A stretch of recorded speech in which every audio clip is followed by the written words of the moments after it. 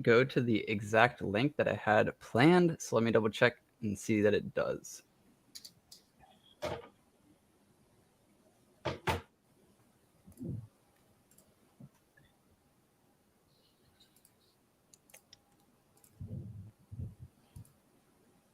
Oh, I think it's working actually. You want an exercise ball.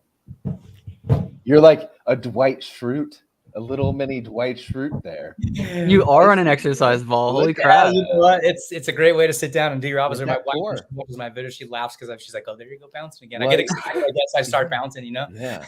That's awesome, dude. Yeah. it's way better than a chair. Obviously, I don't have my own office yet, so I work with what I got. But you're very much in shape, Well, thank you. right? And Yeah, you're handsome. You have wonderful hair, I must say. Yeah, dude. Enchanting eyes. This man. You're the total package. I don't know if anybody's told you that. I hope my wife feels that way. Yeah. How long? Does, man. I'm very flattering. I appreciate that, bro. Yeah. How long have you been married? I've been married. I got married February 17th, so I'm a newlywed still, man. Oh, Nice. wow. Yeah. That's That's cool. awesome. Yeah. Congrats. Awesome. Yeah, it's rad, man. It's she's my best friend, so I'm in a good spot with her. She's great. So What does she what? think about all the NFT stuff? Oh, we were actually just having this conversation a few minutes before I jumped on. It's a lot of work for me. It's very demanding, and I mean, she's awesome, man. She doesn't understand NFTs at all. I try to educate her a little bit as time goes on, and because I'm still learning so much myself, But she sees what I do, and she knows I'm doing what I got to do, and it's a ton of work. It's a ton of dedication. Of course, we just had the project launched, so it's almost like exponential. The work never seems to stop, but at some point you hit a point where like, okay, I can take a step back and breathe, and it's cool, man. So trying to provide a living for my family, man. Hell yeah, man. That's good. That's what's up. How? Okay, so explain how you guys met, you and your wife. We've known each other for a very long time. She's quite a bit younger than me in years, and I'm really good friends with her father, who is now my father-in-law, and so we've known each other for a very long time. It just things kind of turned out to a place where her and I just we have something special, and I eventually got her father's blessing to marry her, and it's been awesome, man. So that's the most exciting part of my life is my wife. Absolutely. Wait, so you went the gentleman approach. Did you go the gentleman approach and ask for permission? Yes, absolutely. Oh wow. 100%. Oh wow. I was gonna say, don't you have to, kind of? Yeah, you definitely. I mean, if I had a daughter, I've got a son, but if I had a daughter, and dude better be right with me, or else stuff's not gonna go well. Yeah. No, I understand both sides of the coin, right? So there's one that's like, hey, can I have your daughter's hand in marriage? And then it's like, okay, I gotcha, get a blessing. But then there's another one, there's another side where it's like the dude has so much confidence and bravado that he's just like, dude, I got this. There's no way she's not gonna say yes. I don't need permission. I'm my own man. This is my kingdom now. and he stakes his claim. You know what I mean? I don't know. That is definitely the other way to approach that. Yeah. And, I'll be honest, without, obviously saying too many personal things, I did have to fight for that relationship. I really did have to fight to maintain that, because I do love her and she does love me, and things were not easy, considering a lot of moving parts. But in the end, in my personal opinion, all's well that ends well. And I'm blessed to have her. So she's fantastic. She's as supporting as any wife could ever be for somebody who's in the freaking NFT business, man. This stuff is wild. This stuff is wild, dude. It's so, like, I don't know if it's rare, but it's got to be so much easier to be in a relationship where they at least understand. Like, Chronic and Chrissy, I don't know, Chronic, right? He's my homeboy, dude. I love that guy. So like their dynamic must be amazing, because I've talked to a lot of people that are just like, yeah, like my wife's yelling at me for looking at NFTs again, and I'm just like, I mean, I get it. I'm sure we're on the computer way longer than we should be. We're like hovering our phones 24/7. I'm sure it sucks, but I understand a little bit. It's a little better. I'm honestly hoping she's in the next room and can hear a lot of this conversation, both mine and yours, because that is definitely gosh, that could be really difficult if things don't work well in that particular regard. But, this is what I do for a living now, between YouTube and between, NFTs and making content, and now making, my own project and other future projects. There's no room for a 9 to 5. There's no room to go do what I used to do. And this is the land of opportunity. So, you've got to put everything you've got into it if you want to be successful, especially if you're going to cross over from the YouTube world as well into the NFT world. But, you mentioned Chronic and Chrissy, man. Dude, those guys are fire. She knows about all those things automatically. She's got a good background in that and stuff. So they do well, man. I actually, I've been talking to Chronic since before he opened his YouTube channel, and I was like, yeah, go do it, like go crush it. And you and your wife, man, it's like this husband and wife team. It's fantastic what they're doing, because they're so positive and they add so much to this space. And so, good for them. It's cool because I'm going to be doing some stuff on my YouTube channel in the future. And, because it's genuine. My wife actually really doesn't know anything about, cryptocurrencies or particularly NFTs. We're going to be doing these cool little segments where I basically teach my wife, hey, this is how you open up a NAMI wallet. Hey, this is how you go and you check, So we're going to do a series of things into getting her. And she's, she's beautiful. She's magnetic. She's, it's going to be good for not only just new people in the space, but, for women as well. Like, the NFT space is, we need some more women in there. And, just this is open to everyone, men, women, children. This whole space is for everyone. And so I think she can appeal to a lot of people like that. Like, hey, like, look at her. She came from knowing nothing. And now she actually, at some point she's going to understand these things. And I'm going to be like, hey, show me how to go buy, this NFT. And why would you buy this NFT? And these are the rarities. It's going to be really fun, man, because I get to educate my wife on what I actually do for a living, hundreds of hours a week, it seems like, and also put those videos out for people to see them. So I love what I do for a living, bro. I'll tell you that. Yeah, 100%, bro. What did you do before you quit or before you started full-time NFTs? I was in the restaurant business, man. I was born into it. My parents, before I was born, they were involved in a restaurant, breakfast and lunch restaurant. So, 2 weeks old, man, I was in the crib in the restaurant, and I started learning how to basically do, which at the time was fun. I was like a little 3-year-old kid running around taking people's orders. Everyone thought it was real cute. They tipped me $1. I thought it was the greatest thing. So going on later in life, when my parents separated, they both had their own restaurants. So I was working at both of those restaurants as a waiter. I've been a bartender. And then my mom and I we partnered up on a restaurant in 2010. We owned it from 2010 to 2017. And boy, I mean, that was a huge dedication. And this was right after things were still rough from the 2008 crash. So we actually almost didn't make it in that restaurant. We worked our butts off to get where we were. It was successful. We got to sell it. She got to retire. And since then, I've kind of moved around for a while. Before I quit my job full-time to go full-time crypto, I was working as a manager, a general manager at a pizza place. And I was like, this is not what I want to be doing whatsoever. The pay sucks. The job's demanding. There's no way to really, really, really grow, and this is not the vision I have to provide for my family. So I took a leap and I said, I'm going to go concentrate full-time on crypto, because long before it was NFTs, I was like a crypto guy. I had a crypto YouTube channel for a while. It was called Synalytics Crypto. And then that was really hard. It just didn't catch the way I wanted it to catch. I lost my passion. So I was like, I just stopped doing it. The CNFT space is what helped me resurrect that, which is why I do what I do now, because I actually really, really love it. And so, long story short, man, my actual background is I am a people person. I've been dealing with people since I was a child, in the customer service industry. So to go from that, which is a very physical job as well, to doing a lot of stuff, everything at this point on the computer, and barely getting to even see people's faces. Most of the conversations I have are all keyboard conversations. I barely get to hear someone's voice. So that was a big change for me. But I think that so far, just being able to communicate with people it's been good. So that's my background, and it's I like where I'm at now than where I was. I'll tell you that. Hey, that's 100%, man. Yeah, bro. That's awesome. Yeah, I mean, I'm sure you know how this is. Yeah, I took a leap of faith as well. I had enough money saved up for about maybe 2 to 3 months, and then luckily it was right around tax season. So then the taxes came through, so I could have like another 2 to 3 months, of like bills to pay if like nothing worked out. So yeah, I jumped full time into NFTs too, and now I actually just recently became community manager for OG Bears. So nice. So shout outs to the Bears, and dude, it's a lot of work. Like I haven't started full time quite yet on OG Bears. Like I've done just like a poll. I set up some things in the Discord, but our first event's going to be Friday, and Yeah, between like making videos, scheduling paid promotions, and my own NFT, and then trying to like flip on top of that and navigate my own Discord and then community man, it's insane. It's insane. I love it. I love it. Like I wouldn't trade it for the world, but Right, it is a right. lot. Dude, it's so much.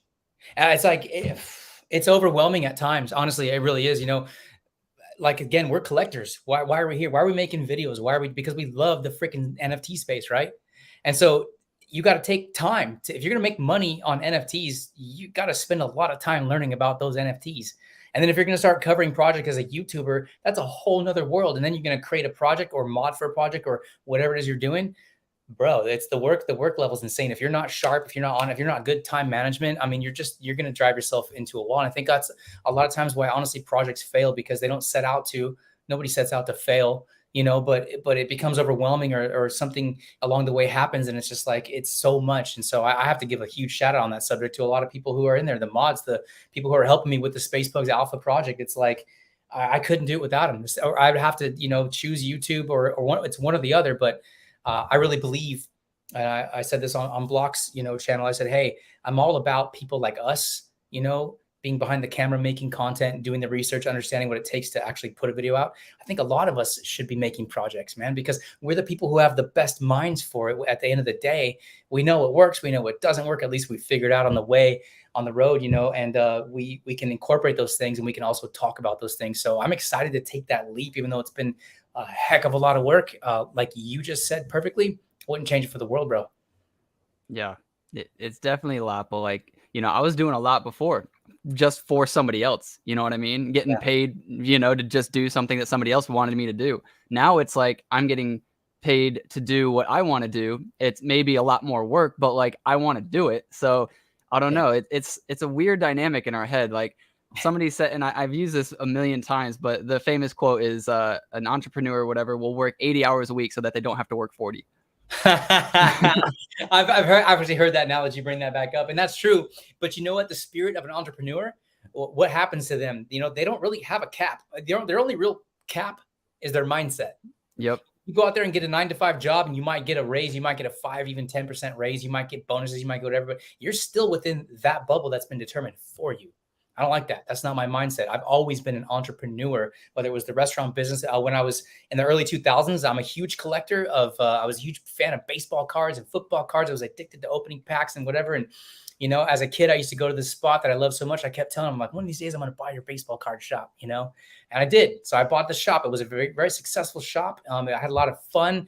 It was a lot of work, but I loved what I did at the time. And, my entrepreneurial spirit started early, but I think at this point, like, now I feel like I found my niche. Now I feel like, the harder I work, the more I'm going to get out of it in the end. So I will work, those 80-hour weeks if I have to, because I've had some of those 80-hour weeks when it was crunch time getting that project up and running. But there's no ceiling involved in that. And that's what's important, because, you can go as high as you want, really. How hard are you willing to work? What kind of people do you have working with you?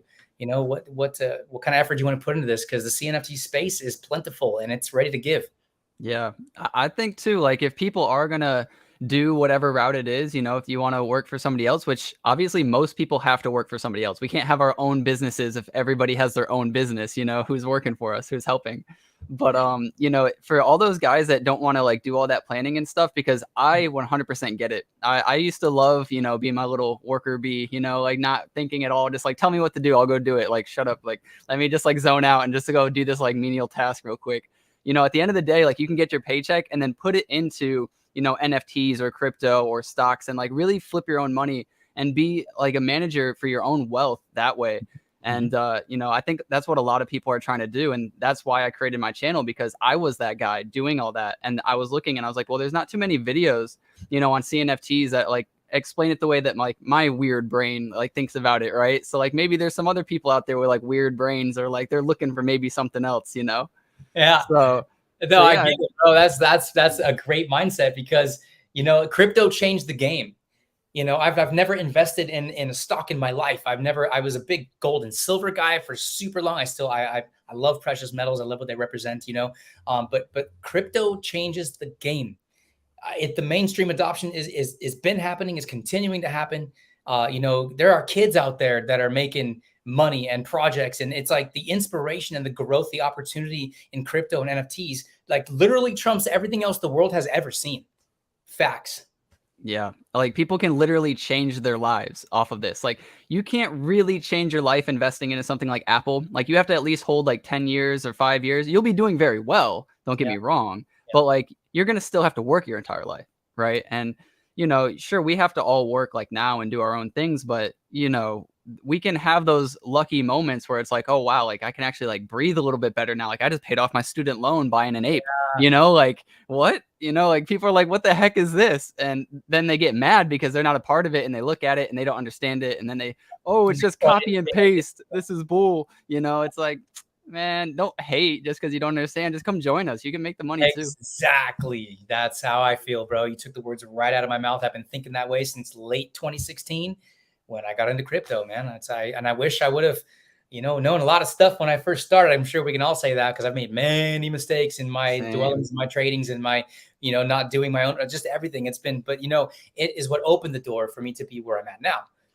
Without that, I'm not here. So, you know, the opportunity is just, it's endless. And I love seeing it because it is changing people's lives. A lot of people have quit their 9-to-5 jobs or their crappy bosses, and their destinies in their own hands when it comes to their financial ability to do these things. And I am all for that because that to me is what really the word freedom is all about, you know? 100%. Yeah. Yeah. So if somebody was just watching now, right, and they don't know anything about Space Pugs Alpha, Ultimate Warrior, you know, how would you introduce them? Ultimate Warrior first. I mean, I suppose that's my persona, Mr. Ultimate, on the YouTube channel. I love it. Again, it all started with, you know, me learning about crypto and then deciding at some point when I think I've learned enough tough lessons, because I tried to come at it from a humility standpoint. I really just wanted to start making videos on YouTube to educate people about crypto. It all started like with my family members. I got a big family on my mom's side. I'm like, hey, I just started this channel. Go watch my videos if you want to learn. Like, I don't have time to text everyone all day long and all this stuff. And you know what I mean? So I love to educate people on things that I feel like at some point I'm able to do that. And so that's kind of my personality. I at first really hated being behind the camera. Now I don't mind it at all. It's just like I push the little red button, you know, and I don't even edit my videos yet. I push the little button and I start talking. And some of them look back and go, where did that come from? But, you know, it's fun for me and it's passionate for me. And so that all leads to the fact that, you know, when I started first making CNFT videos, which is an exclusive thing for me, I'm not covering Ethereum, I'm not covering Solana, I'm not covering any of that. I believe, you know, I'm backpedaling Cardano. I'm a big believer in Cardano. As soon as it came out in 2017, I'm like, you know what, I know enough about this project to know that, you know what, it might be slow, but it's steady and it's going to win the race. And I believe in Charles' vision, and I believe in all the things that we are starting to see now in real time. And so, of course, if I'm going to do something with that, like as soon as I really discovered the CNFT space, I went, whoa, everything hit me at once. I'm like, this is amazing. Like, wait, I could actually make videos on this, like, and I'll enjoy it. You know, this is great. It was like a kid tasting candy for the first time, you know, it opened up. I was like, whoa. And so, you know, I had no plans to make a project, none.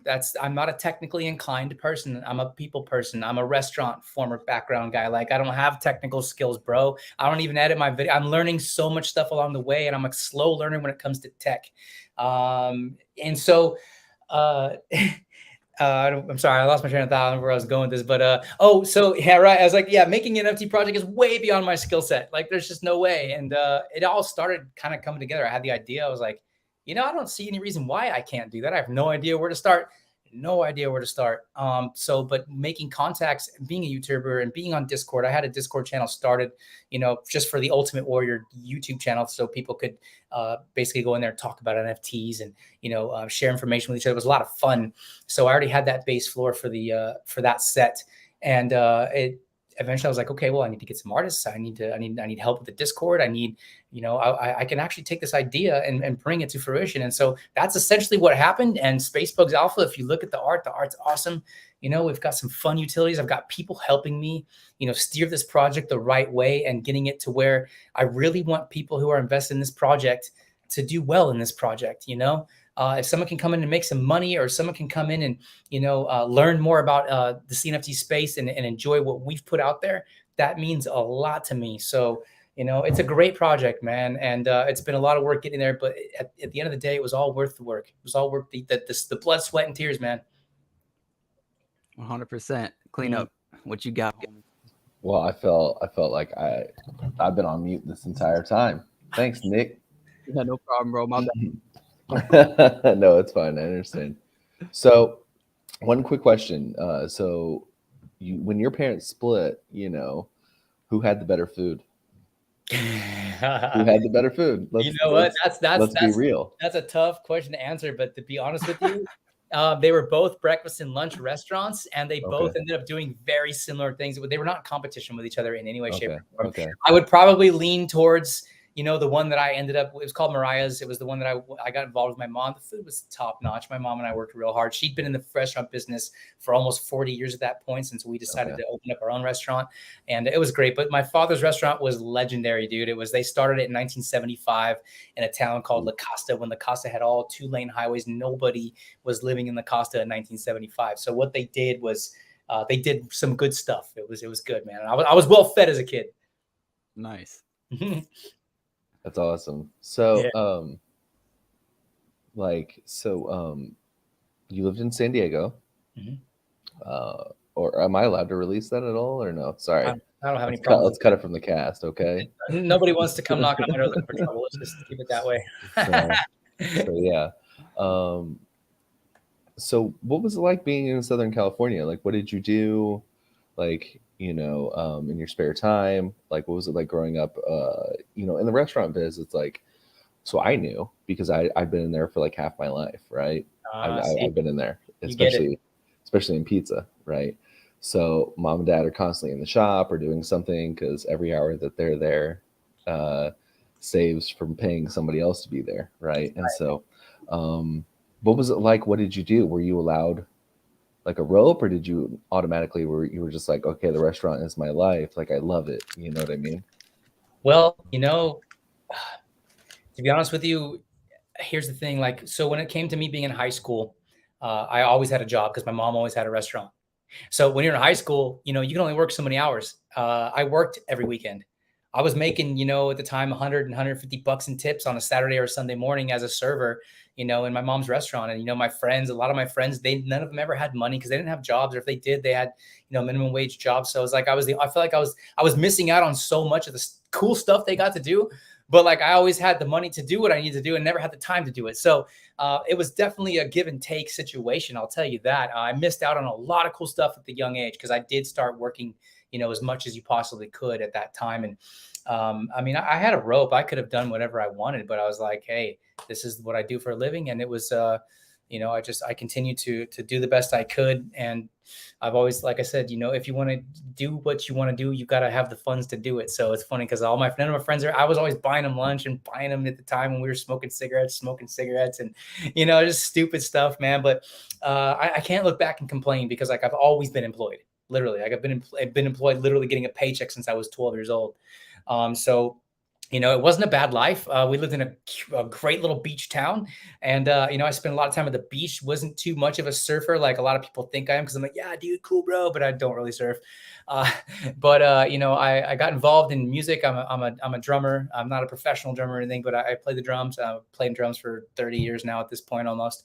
And, my son, he's also a drummer. So I had a lot more fun in the music world than I did like skating or surfing, which is what the town I was raised in is really known for. You work hard, you play hard. And, at the end of the day, if you have a roof over your head and food in your stomachs, things can't really be that bad, can they? 100%, dude.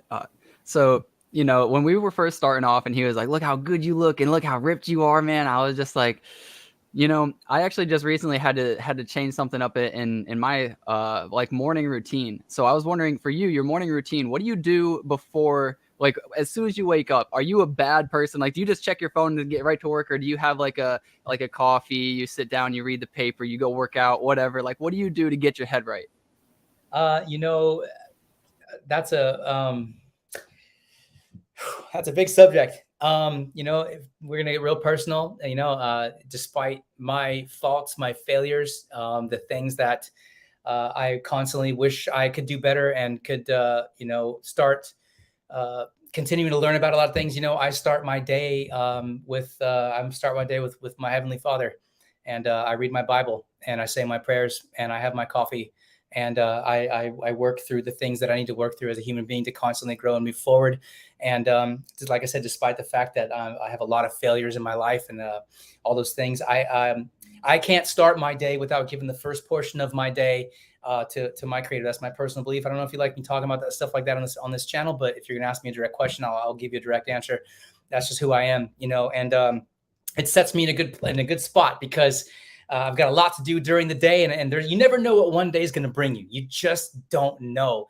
And so I get myself spiritually and mentally in a good headspace. And then you know what, man? I flip open my Discord. That's how I start my day. I have not had time for the physical, things in my life that I'm used to. I mean, I have, thank God, I was blessed with good genetics because I cheat a lot, man. I don't eat as good as I should. I don't exercise like I should.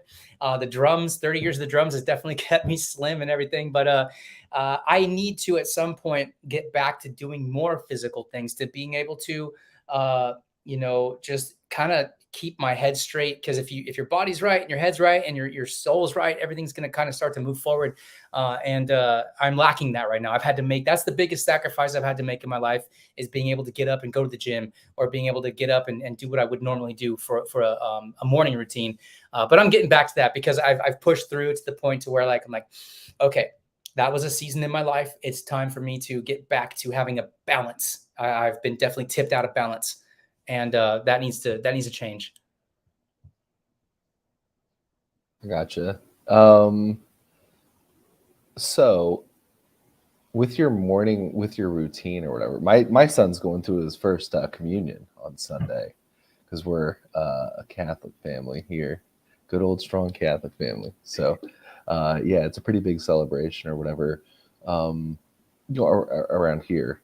So with you, do you find there's any sort of controversy when speaking about religion nowadays, or are you upfront and honest about it, or how does that work? Is there any sort of stigma, do you think? Or because I'm from the Midwest, I'm from Indiana, where the actual Ultimate Warrior is from. That's right? Cool that you know that, bro. You must know what's up, because he is, man. He says from parts unknown, but we know he's from Indiana. Yeah, so he's from Crawfordsville, which is like 30 minutes away from where I live. Nah, dude, he lives in my bedroom, bro. That's pretty sick. And so when I was younger, you had to have a wrestling buddy, and it was all Ultimate Warrior in Indiana, dude. That's all it so was. Cool, dude. I love that. I wish I still had my old Ultimate Warrior wrestling buddy, dude. So yeah. I will freely speak about those things at any time. It is probably the most controversial subject you can really ever talk about in the world, because there's people with faith, and there's people who have their own beliefs in many different ways, even within many different faiths. But I know where I came from. I know where I'm going. I know how I was raised. I know that I'm constantly learning. I mean, like I said, I pick up my Bible every morning and read, and it's like a reflection in the mirror. And it's I wish that I would do better all the time. I find myself slipping all the time, sometimes. And my problem is, and I'll be completely honest, I've got good energy. I've got a good understanding of a lot of things, but sometimes, man, when I get pissed off, someone rubs me the wrong way, my mouth can get ahead of me. And I'm constantly trying to stay ahead of that, because that is a very difficult thing for a person to get a handle on, no matter what nature you are. Everyone, if it goes from here to here too quickly, then you need to check something. And I'll be honest, man, I got to check myself on a daily basis when it comes to that stuff. But to directly answer your question, no, I don't have a problem talking about it. And but at the same time, I don't need to be invasive. I'm not out there knocking on people's doors, being like, hey, let me disturb your peace and tell you what I believe and know and think. Like, that's to me, that's crossing the border. But I find that is where my heart is at, and I'm always trying to improve. And as a person, I got a lot of work to do, bro. Yeah, I respect it. I think, it goes hand in hand with crypto and investing as well, because we're all passionate about these things, and that's why we talk about them. But I think a lot of times people make it very personal when it's not personal in the way that they think it is. It's like, I'm telling you, a lot of the times, let's say, about religion, because I believe in religion and I think it may help you. And that's why I'm telling you. I'm not telling it to you to like push it, but I think that's where some people are like, well, I believe this and you're trying to push your ideas. It's like, that's not how it started in my head. So I understand that, like, it's a difficult topic, but it doesn't have to be. I think people just need to chill the hell out. Yeah, well, religion's a big topic, man, and there's a lot of there's only one truth, and the rest is all like the not truth. So and everybody, if you want to get someone fired up, talk about religion or whatever their beliefs, and if people start to feel attacked in that regard, you're going nowhere. You're going to open up the door for all kinds of stuff. So respectfully, I give people their space, and if anyone ever wants to approach me and talk to me about it, I can talk all day about these things, because I have a lot to say, but I also have a lot to be accountable for. That's where it starts. And that's, without God's word, I'd be super lost, man. So, I love it, dude. Because it was just like, I have my best friend, and sometimes I'll talk to him about NFTs, and he'll just be like, dude, like, like, I don't want to talk about it. Like, it's fine. It's whatever. And I'm like, all right. Like, I get it. And it's not just because he doesn't want to talk about NFTs. It's probably because I talk about NFTs way too much. That's probably what it really is. It's not his fault. It's a me thing. But totally, my poor wife, she goes through the same thing. And it's like, baby, guess what? Blah, blah, blah. But she's like, so what does that mean? It means things are doing good. So I did want to ask a little bit about Space Pugs, though. So what is the ultimate goal? Because I saw that you had like a floor fund to help the treasury. I guess it's like a floor treasury that you'll buy the pugs back, and then it should inflate the price or keep it at a price that you guys agree on. So what is kind of like the ultimate goal, other than, I guess just a good floor price and happy investors? Well, it comes down to, in a perfect world, nobody loses money on investment. Well, that's never going to happen. You know what I mean? And I've seen other projects come in and say, hey, we're going to buy back the floor if it drops below mint price. And some people don't like that. I think that's great. I think if you're trying to protect your initial investors, what the heck is wrong with that? What you do with those NFTs, now that could be a whole nother world, because whatever. But, I'm notorious for not being able to shut my mind off at night. And a lot of my ideas and things start to flow when I'm freaking trying to sleep. And so I was thinking about utility for the project. This is after, the art had already been out. I was like really trying to come up with some stuff. So I thought, let's take that a step further. Let's try to do something that hasn't really been done before. And I've said this before, and I don't know if I'm wrong about this, but I've never seen somebody quite do it like this. So we're taking 50% of the royalties for life in the project. That gets set to its own wallet, its own fund. It's called the PFF, the Pugs Floor Fund. As that generates, royalties, I want to use that money to come in, and I want to set a new floor. And so I want to look at where the Space Pugs are at now, because you had our project was a little different, not super different, but the basically the way it was structured is the majority of the benefits in the front end, the beginning, were for the people who whitelisted this project. We sold almost 5,000. It was like 4,900 to the whitelist, and there was only 100 left over, 110 to be exact, for the public. Some people really didn't like that, but that's the way we structured it, man. I really believe if you support me, I want to support you back. And so we structured it like that. But, it goes hand in hand really with the big airdrop that we're doing. It's a total print run of 7,777. For those of you who understand, I came with that number for a reason. But, we want to do that huge airdrop. So 4 weeks from now, on May 23rd, that big airdrop takes place. Now that's going to be also a supply shock, to the project. And I get that. And again, I want people to make money off this project, man. If everybody just buys and never sells, they're never going to make money off that. So it's great. But if you have people who are buying and people are selling, there's a constant churning. And that's a good thing, because you're turning over NFTs, and like whether you decide to come and stay or whether you decide to take part in all the contests that we're doing, it's like that's what it should be for. This is for everyone. Have fun with the projects, especially if you spend a lot of time getting to know that project. But so at that time, which is roughly 4 weeks after the mint, I'm going to take a look, and I'm going to see what kind of royalties have funded into this fund. What kind of ADA am I stacked? Because that money is not my money. That is the project money. That's set to come in and set a new floor.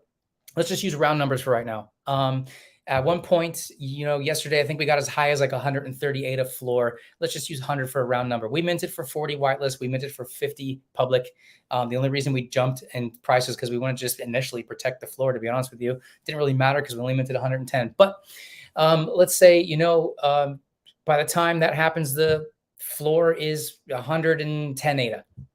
I'm going to say, okay, we've got enough cheddar in this wallet, you know, to be able to confidently set the floor at 40 or at 100 ADA.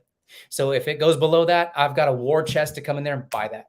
Now that's tricky because if you really think about it, you know, I don't want people to miss out on good snipes, good opportunities to stack their own bags. You know what I mean? These pugs I'm not buying for me. Anything in this fund has to do solely with the project. So I'm gonna have to be real careful about how this governs. And I'm gonna be very open with my project on the Discord and everyone else and say, hey, what do you guys think? Does anybody, you know, if a pug's been sitting there after a certain amount of time for the public and they don't do it, then we're gonna come in, we're gonna honor that. And I'm gonna buy, if it's, you know, someone listed for 82 ADA, I'm gonna come in and say, well, I'm gonna go buy that because it's under the floor that I set. So, but the cool thing is those pugs, anything that we gather in any form, way, shape, or form, let's say I get bored and there's a bunch of ADA in there and I've set the new floor and it just keeps going. I can come in and set a new floor, or I can come in and say, hey, you know what? Let's buy some pugs. Let's throw them in the stash that we minted as a project. We had 277. That's where all the math comes in. 5K minted, 2,500 airdrop, 277 left over. So we could do all kinds of fun contests. We can give a lot of stuff away. We can reward the community for being active, all that stuff. Well, that's going to dwindle fast. I want to replenish. I always want to be doing something fun for the community. I want people to be engaged. And so that floor fund kind of comes into play. So that's going to be the really exciting part. That is like kind of my baby within the project. And how am I going to do that? And how am I going to try my best to keep everybody happy? You know how it is, bro. You can't keep everybody happy.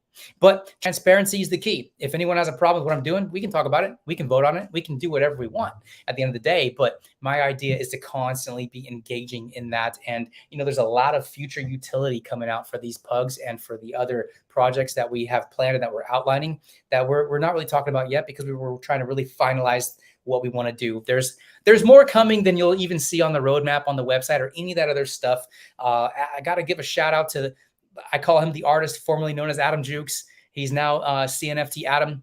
That guy's a superstar, man. That guy, he's a marketing genius. That guy knows, he knows the space so well. I don't know if anyone, you know, who's listening to this knows him, but what a great guy, man. The story behind him and I is, you know, he liked the pugs. He liked the idea of the utilities that we were planning and stuff. So he came in one day and he bought an ADA handle for like 10 ADA. And he sent that to me and it was a gift. And I was like, this is cool. You know, like, thank you. This is rad. Like, all right. You know, and then we started talking and we started talking more and we started talking more. It ends up now, you know, he's now my partner on this project. He's a great compliment to me because we've got a lot of ideas to bounce off each other. And it's great having two minds, or even, like I said, some of the other devs and everybody else helping us continuously develop projects. Because you can mint a project, you can make some money, you can be like, all right, that was cool. Like, what's next? Or you can really take that and continue to further forward, especially if you're growing, you know, a community. People out there who watch my videos, they know I love art. I love utility. It's rad. I love passive income, all the things you can do, but I love community, man. Community is the biggest thing to me, especially when I review projects as a YouTuber. So what do I want? I want a great community. I want to reward that community. I want to engage in that community. I want to grow. I want them to like their pugs. If we come out, or I should say, when we come out with merch, I want people to buy that merch. I want people to enjoy and wear, you know, it's like you're creating something and people are taking part in that. You can't put a price on that. You just can't. And moving forward with you know, constantly making this project better and better. That's what my aim is, man. I'm never going to stop doing what I'm doing. Gotcha. Mm-hmm. Big shout out to True OG in the chat. CNFT J Hub is his name. True OG, always True OG to me. What's up, J Hub? So he's a real cool guy. But yeah, so what was your biggest takeaway from this mint? Like, what did you learn the most? Either from your community or just the functionality of it or how it all went down. What did you learn the most of with this being your like first mint?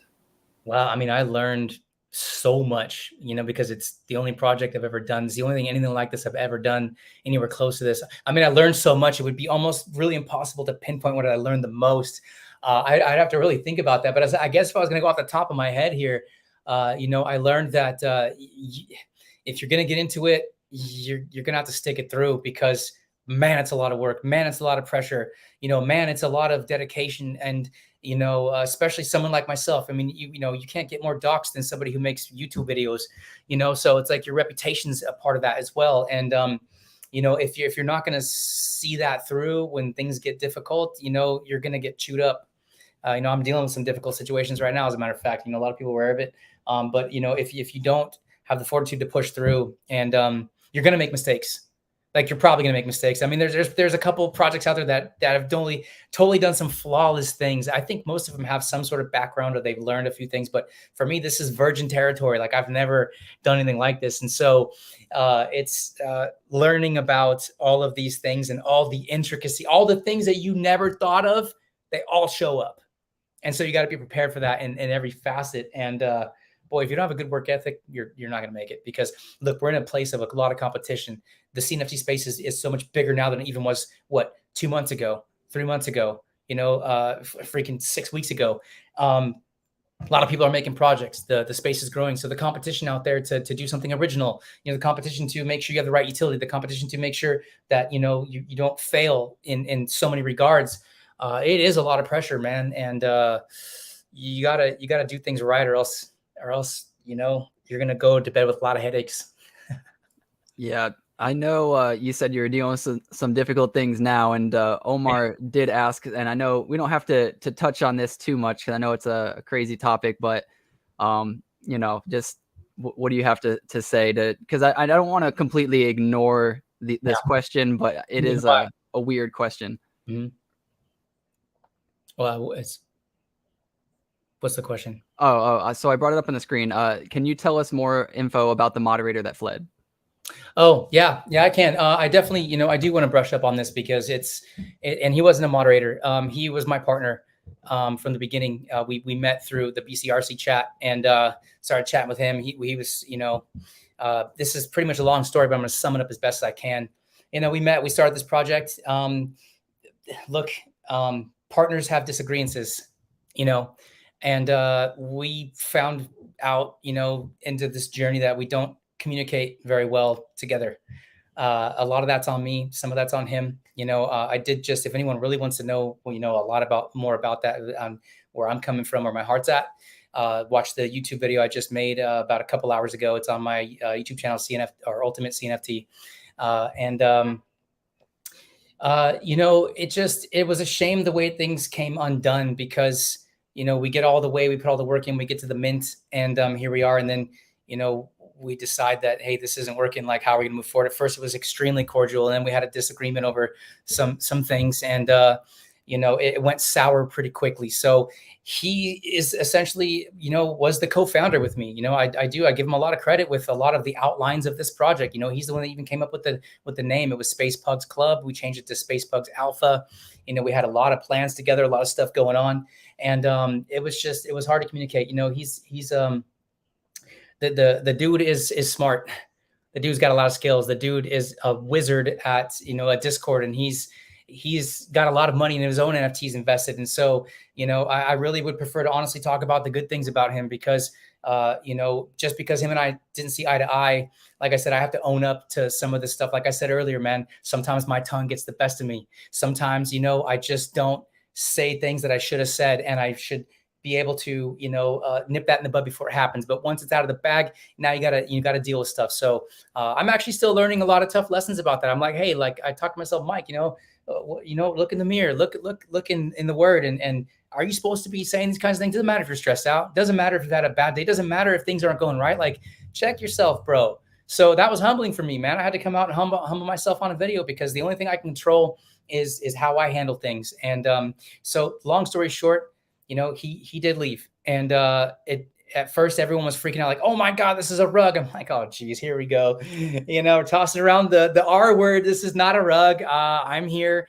I've got partners in there. You know, we were moving forward. I didn't work my ass off for 5 months to not see this through. So I had to deal with that initially. And then a lot of people, you know, and then of course, you know, people start, you know, bashing. I'm like, just let's not do that. Like, the vibe was really rough. It's been a long 48 hours, gentlemen. The vibe was very rough to deal with, but I do believe that what I came out to say on that video was definitely from the heart. I meant what I said. I do not have anything but good things to say about him. The stuff that we went through personal, that's between me and him, and it didn't end well. And I'm actually hoping to rectify that because, you know, I don't like to leave things undone. I don't. It's been tugging at me, man. Look, you know, I'll just always be 100% honest. It's been a struggle. It's been emotional. It's been, you know, I'm upset with myself. I'm upset with him. I'm upset with a lot of things, but, you know, at the end of the day, I really want to rectify this. There's been enough damage done, to make, anyone's stomach turn. So, you know, I definitely came out on that video and said what I felt I needed to say. And, I do really stand up to the apologies that I made. And, this dude's, he's going to go far in life, man. The guy's smart, and I hope that we can reconcile our differences because it got pretty ugly, dude, and it was rough. So you're in Boss Cats, is that correct? I'm a big fan of BCRC. Yeah, that was my first CNFT. Do you still own Boss Cats? Okay. Oh, yeah. Yeah. Okay. So Boss Cats. So I do own my original PFP. That was my first. In fact, I resurrected my channel. I called it Boss Cat Crypto. You know, it went from Synalytics Crypto to Boss Cat Crypto. And I was like, this is so cool. I saw that project and I was like, wow, you know, I was super wowed by it. And, you know, I actually took flack for that too, man. I tell you what, you can't do anything without someone giving you a hard time in this space, especially if you're a public figure and people it's easy for them to be like, on their keyboards. And it's like, all right, cool. But you know what? Okay, so now I got to deal with this. But anyways, so as I began to cover, you know, the CNFT space more in a wide range, I said, you know, I was an Ultimate Warrior on Discord. Discord, I'm a huge Ultimate Warrior fan. So I changed it to Ultimate CNFT because I want to cover the entire space. There was a small handful of people who were like, you know, you used the BCRC as a stepping stone to get where you're at. I'm like, no, I didn't. I honestly, trust me, I didn't. You can think that, but that's not how it went. But, you know, yes, BCRC, I own my original PFP cat. I've got 5 rockets. I've got five estates, 5 completed estates. I've got a bunch of land. I've got, you know, I'm getting some Vox Cat drops. You know, BCRC is, I think, especially in their metaverse, they're going to do, you know, some big things. They're going to do some big things before a lot of other people do those things. And I do think that project is special. And I know that everybody has their, you know, opinions on everything in this space. So I try to mostly stay out of that. But I hate FUD, man. I don't care, you know, where it's coming from, what it's about, even if there's truth to it. Like, just like, you know, the toxicity is what needs to kind of really be cleaned up in this space. Dude, it's like, whack me or not, you know, like, are we, there needs to be more people who see the health of the space as important rather than just making some freaking money. You know, there needs to be people who like come out and say, hey, like, that's not the way to do or to say, you know, and I've had some things to say in private, but they've been in private, you know. I've got my thoughts on projects. Of course, I'm a CNFT YouTuber, you know, I'm an investor. I've got hundreds of NFTs, CNFTs. I've got hundreds of them. I've got thousands and tens of thousands, you know, a lot of money invested. So, you know, I got my opinions, but we need to do what's best for the space. We need to grow together. If a project's doing well, good for them. You know, if a project had some hiccups and they're trying to fix it, good for them. If things go wrong and, you know, outside of a straight up rug, which I have no respect for, I never will, or a straight up, you know, money grab, because there's a big difference between the two. But the point is like, outside of the actual intention to go out there and take people's money, you know, everything else can be solved. You know, everything else can be spoken positively about. Again, we're like this little baby in this space, right? We're going to become a big kid someday in the space. We're going to become a full-fledged adult, and then we're just going to stack, you know, like I said, CNFT space is a very special place to be in, a very special time to be in it. And I'm very passionate with that championship belt. Oh yeah. Cream rising to the top. Yeah. You know, let's go, bro. I'm a big believer in what we're doing. So freaking fired up. That's great. That's great. You know, I love Macho Man. He was like one of my favorite. He was one of my favorite promos of all time. Like, he could kill it. Dude, nobody. And there's a lot of great promos out there. Yeah. Nobody does it like the Macho Man, bro. Yeah. Nobody. Macho Man was great. Dude, then, he was so awesome. I don't know if you guys ever seen that video of him on YouTube. Cream always rises to the top. Let me tell you something, Mean Gene. Because I'm the cream of the top and I'm the champ. Oh yeah. I mean, it's classic. He was just like, he was pulling it out of his hand. And he was just like, cream always rises, and he sets it on top of his head. Just absolutely. Oh, it is absolutely epic, man. It's so fun to talk about this stuff. If I'm ever like really struggling, like mentally, I was like, I need to watch that video real quick. And that's how I kind of, it's funny because I'm obviously a huge Ultimate Warrior fan. Yeah. But the classics were the classics. There will never be people like him again. Right. So you gotta have fun with it, bro. I think wrestling is like when you're young, I really wanted my child to get into wrestling, but I don't think we have the same superstars today as we did back then.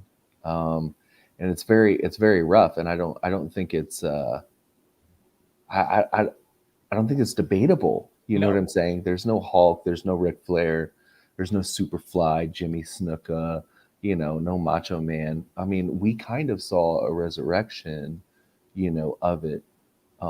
With the Triple H and Stone Cold and The Rock, and that to me, Attitude Era, that was the last ditch effort of what was good. I mean, it's I hate to say it, it's trash now, bro. The storylines, the whole thing, the glory days are long gone. The 80s, the 90s, that was that. It'll never be the same. Now all it is a bunch of like really hot girls that go out there with like almost nothing on, and then they just, that's about it. Yeah, that's about it. And really trashy storylines, in my opinion. It's definitely gone downhill. That's a subject I know well. I stopped. I think The Rock was the last guy that I ever really liked in that space, and he was great. He was. I think he did some really great promos too, man. That guy was on point. Oh yeah. But I used to love Triple H, and I used to love I don't remember. I remember Rikishi was my favorite one with the butt bomb or whatever, the big Rikishi. And then there was one other dude, and I don't remember what his name is, but he used to like spin around, and then he would like stop like this, and he would like hold out his hand and go and like blow some like smoke into your face. Oh yeah, I forget who that guy was, man. I think might be where I started to fade out. I don't know, man. I was really big into it in the 80s and 90s. Like I said, dude, I was emotional about wrestling, bro. Like I would cry, man, when I was a little kid. I grew up, Hulk Hogan was like my hero when I was a little dude. And then it became Ultimate Warrior. Then they had to wrestle each other for the double belt. And I was like, oh, of course, I was pulling for the Warrior the entire time. But, it's like at a certain age with a young mindset, you actually think that this stuff's real, and if your guy doesn't make it, you're bummed. I remember having some rough nights because the guy that I didn't want, and I hated the villains. Now as an adult, I look back, these guys were all geniuses. They were the greatest actors. They're all buddies, drinking beers after, it was, I hated Mr. Perfect, hated him. Now I'm like, oh, what a special guy, man. What a special character. I hated Ric Flair. I'm like, this guy's money. You see it now and you're like, wow, oh, it's so much fun, dude. Ric Flair was probably one of my favorites, again, because the promos. And he was just great. But yeah, I would say okay, so you like Ultimate Warrior. My favorite wrestler of all time, man, just for the sheer dopiness factor, like give me a good hint and see if I can guess. See if you can come up with the best hint that you could possibly about this wrestler without giving the whole thing away. No, let's all give it away. All right. Milkman. Milkman? Yeah, Milkman. Oh, no, man. I don't know. We're talking from the 2000s. Oh, see, I dipped out in like the mid to late 90s. Okay, so Kurt Angle. Okay. Came out so he was, there was Stone Cold, right? The ultra popular guy, real edgy, drinking beers, this, that, and the other. Yeah. He comes out and in a full milk truck and just starts spraying milk all over the place, and it's just I had no idea. Down in milk or whatever, dude. Absolutely hilarious. Somebody said Hacksaw Jim Duggan, absolutely great. Oh, yeah, he was like, oh yeah, dude. He was cool. That dude was cool. Yeah, but I think I really want my son to get into it, but he just doesn't have anybody to look up to. You know what I'm saying? There's no heroes in this space. There's no heroes, bro. Like Atlanick was saying, it's all girls now. It's like, dude, I don't know how old your kid is, but I just think there's just waves. And, when we were younger, I think wrestling was one of our waves. And I just think, we're going to a very digital world, and many old school parents, and I know you're not an old school parent, but I'm just saying many parents have old school minds, and they really want their kids to get into wrestling or play baseball or do tennis or whatever, or be a doctor. Right.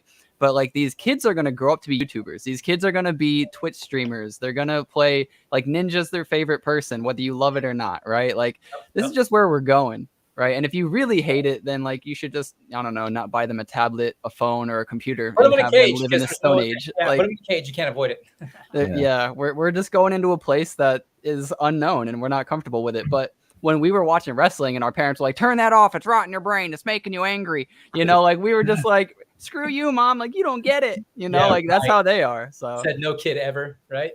Wait, so who was your favorite wrestler, Nick? I really think it was Rikishi.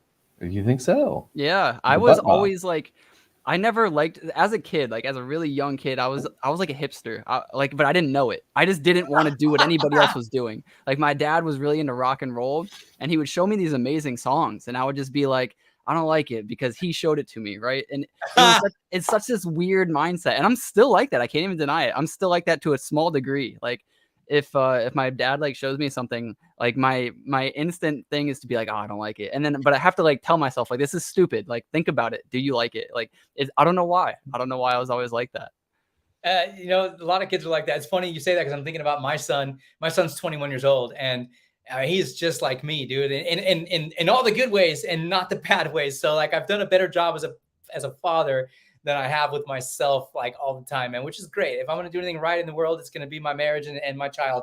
You know, that's where I put the most of my effort in. But man, he listens to the same music I listen to. You know, he's a drummer. You know, he's cool, man. So I'm glad that I never had that relationship with him. I've always had this really great relationship with him. Him and his mom, or his mom and I were never married. You know, we found a way to do what we had to do to raise our child correctly. And him and I just have, in fact, he still lives with me. He's 21 years old. We're like homies now, man. We're like best friends. So I am finding that I'm getting to the point where with certain things, I'm like, son, like blah, blah, blah. I'll tell him some stuff. And he's like, you know, yeah, and stuff like that, whatever. I'm like, but for real though, like you know, I'm telling you the truth, right? You know that like in 6 months from now, you're gonna be like, oh yeah, I probably shouldn't. I'm like, well, yeah, I keep telling you these things. I'm trying to help you learn from my mistakes, but you know, we don't even have arguments, man. The kid, he's a great dude, and you know, he respects me because he knows that I love him. And but you know, I think a lot of people, they grow up butting heads with their dads. I know I butted heads with my dad. My dad came here as an immigrant from Greece during World War II. And he's got a real old school mentality, you know? So when I was a 16-year-old and I got my truck and my license and I was like, dad, you know, you have no idea. Like, nah. And he's like, I'm like, it's not like that, you know? So I clashed with my dad, but at the same time, I knew he loved me. So I had a lot of respect for him. And I tried to, you know, pass that along down the line, but it's fine. I've had a lot of stuff with my mom, man, because we owned a business together. And I know I'm rambling, I'm sorry, but you know, we owned a restaurant together and it was hard sometimes, man, because we had very different ways of governing that restaurant because we were actual partners. And so like you were saying earlier, we're heading to a digital world. You know, she came from 1975 where everything was written on a hand ticket. And there was like, I'm like, but there's POS systems. And now then there's ways to advertise and there's these apps. And she's like, I don't want to do any of that. And I'm like, but we need to do that, you know? So we are heading into that. And on that subject as well, dude, the metaverse hasn't even taken off yet. The metaverse is just, oh yeah, we are so like, any project that's like, oh, we're a metaverse, bro. It's like, well, we're like a metaverse startup, and like the metaverse in and of itself is a startup. So like we're a startup of a startup. Like, it's basically how it is. The ideas of the metaverse are preceding the technology. And that's probably the best way to say it. But again, in that regard, the sky's the limit for that. I hope it doesn't take people, down that path of disconnecting from their real lives and having a better life in the metaverse than they have in real life, because real life is a gift, is a blessing. And, we need to keep that human to human contact. Everything is so digital. And here I am, a huge fan of crypto and a huge fan of NFTs, all digital stuff. But if you find balance between all those kinds of things, it can all be a good thing. People say technologies, it's terrible. And it's like, no, it can be used for the right purposes if you use it for the right purposes. So I hope that kind of power stays in the hands of people who are doing good things for the world and not bad. 100%. There's something else I've been trying to get into too. I want to get a whiteboard for myself, which I never wanted a whiteboard. I never was like a person for organization. I was always, I'll just have my books in like a corner. I'll have like my homework in another corner. I'll just all over the place. But now as I'm older, I'm like, dude, I got to do like this. I got to do this. And I'll wake up one morning And sometimes because I've been trying to get my mornings right, you know, I'll wake up, I'll take a shower, I'll brush my teeth, and I only look at my phone for the time just to like gauge how much time I have to relax. But before it was just like, I'll open up my phone, I'll answer like all my Discord, I'll answer all my Twitter, I'll start making a video. I haven't showered, I haven't eaten. And, you know, like sometimes that'll go all the way to like 5 or 6 p.m. and I haven't eaten breakfast, I haven't showered. And I'm like, dude, this is not healthy. Yeah.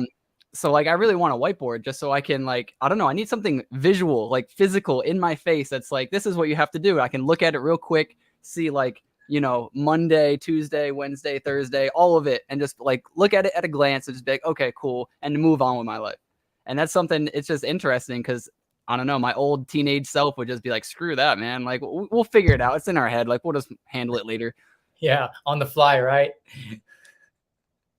But so, well, this week, Nick, did you mint anything this week? Yes, I minted False Idols, Blue Bots, and was Mad Dogs this week or last week? Mad Dogs was last week. Yeah, the 15th or the 18th or something. Yeah. I feel like there was something else. I also minted an OG Cardistacks card today, which you had to be an OG for, but it was only 5 ADA, and I think they're a really cool team. So That's cool. yeah, shout out to Cardistacks. I did not get a mint a space pug. I was not in the whitelist, unfortunately. Oh man, Yeah, I wish we had this conversation weeks ago. I could have changed all that. So here's the thing. Mhm. My job tonight is we have to pick one on the first like 2 or 3 rows, right, on JPEG, and that's the one I gotta get. All right, let's look at it together. I'm gonna buy one live. Okay, that's cool. We're gonna take it off. That's awesome. Off the market.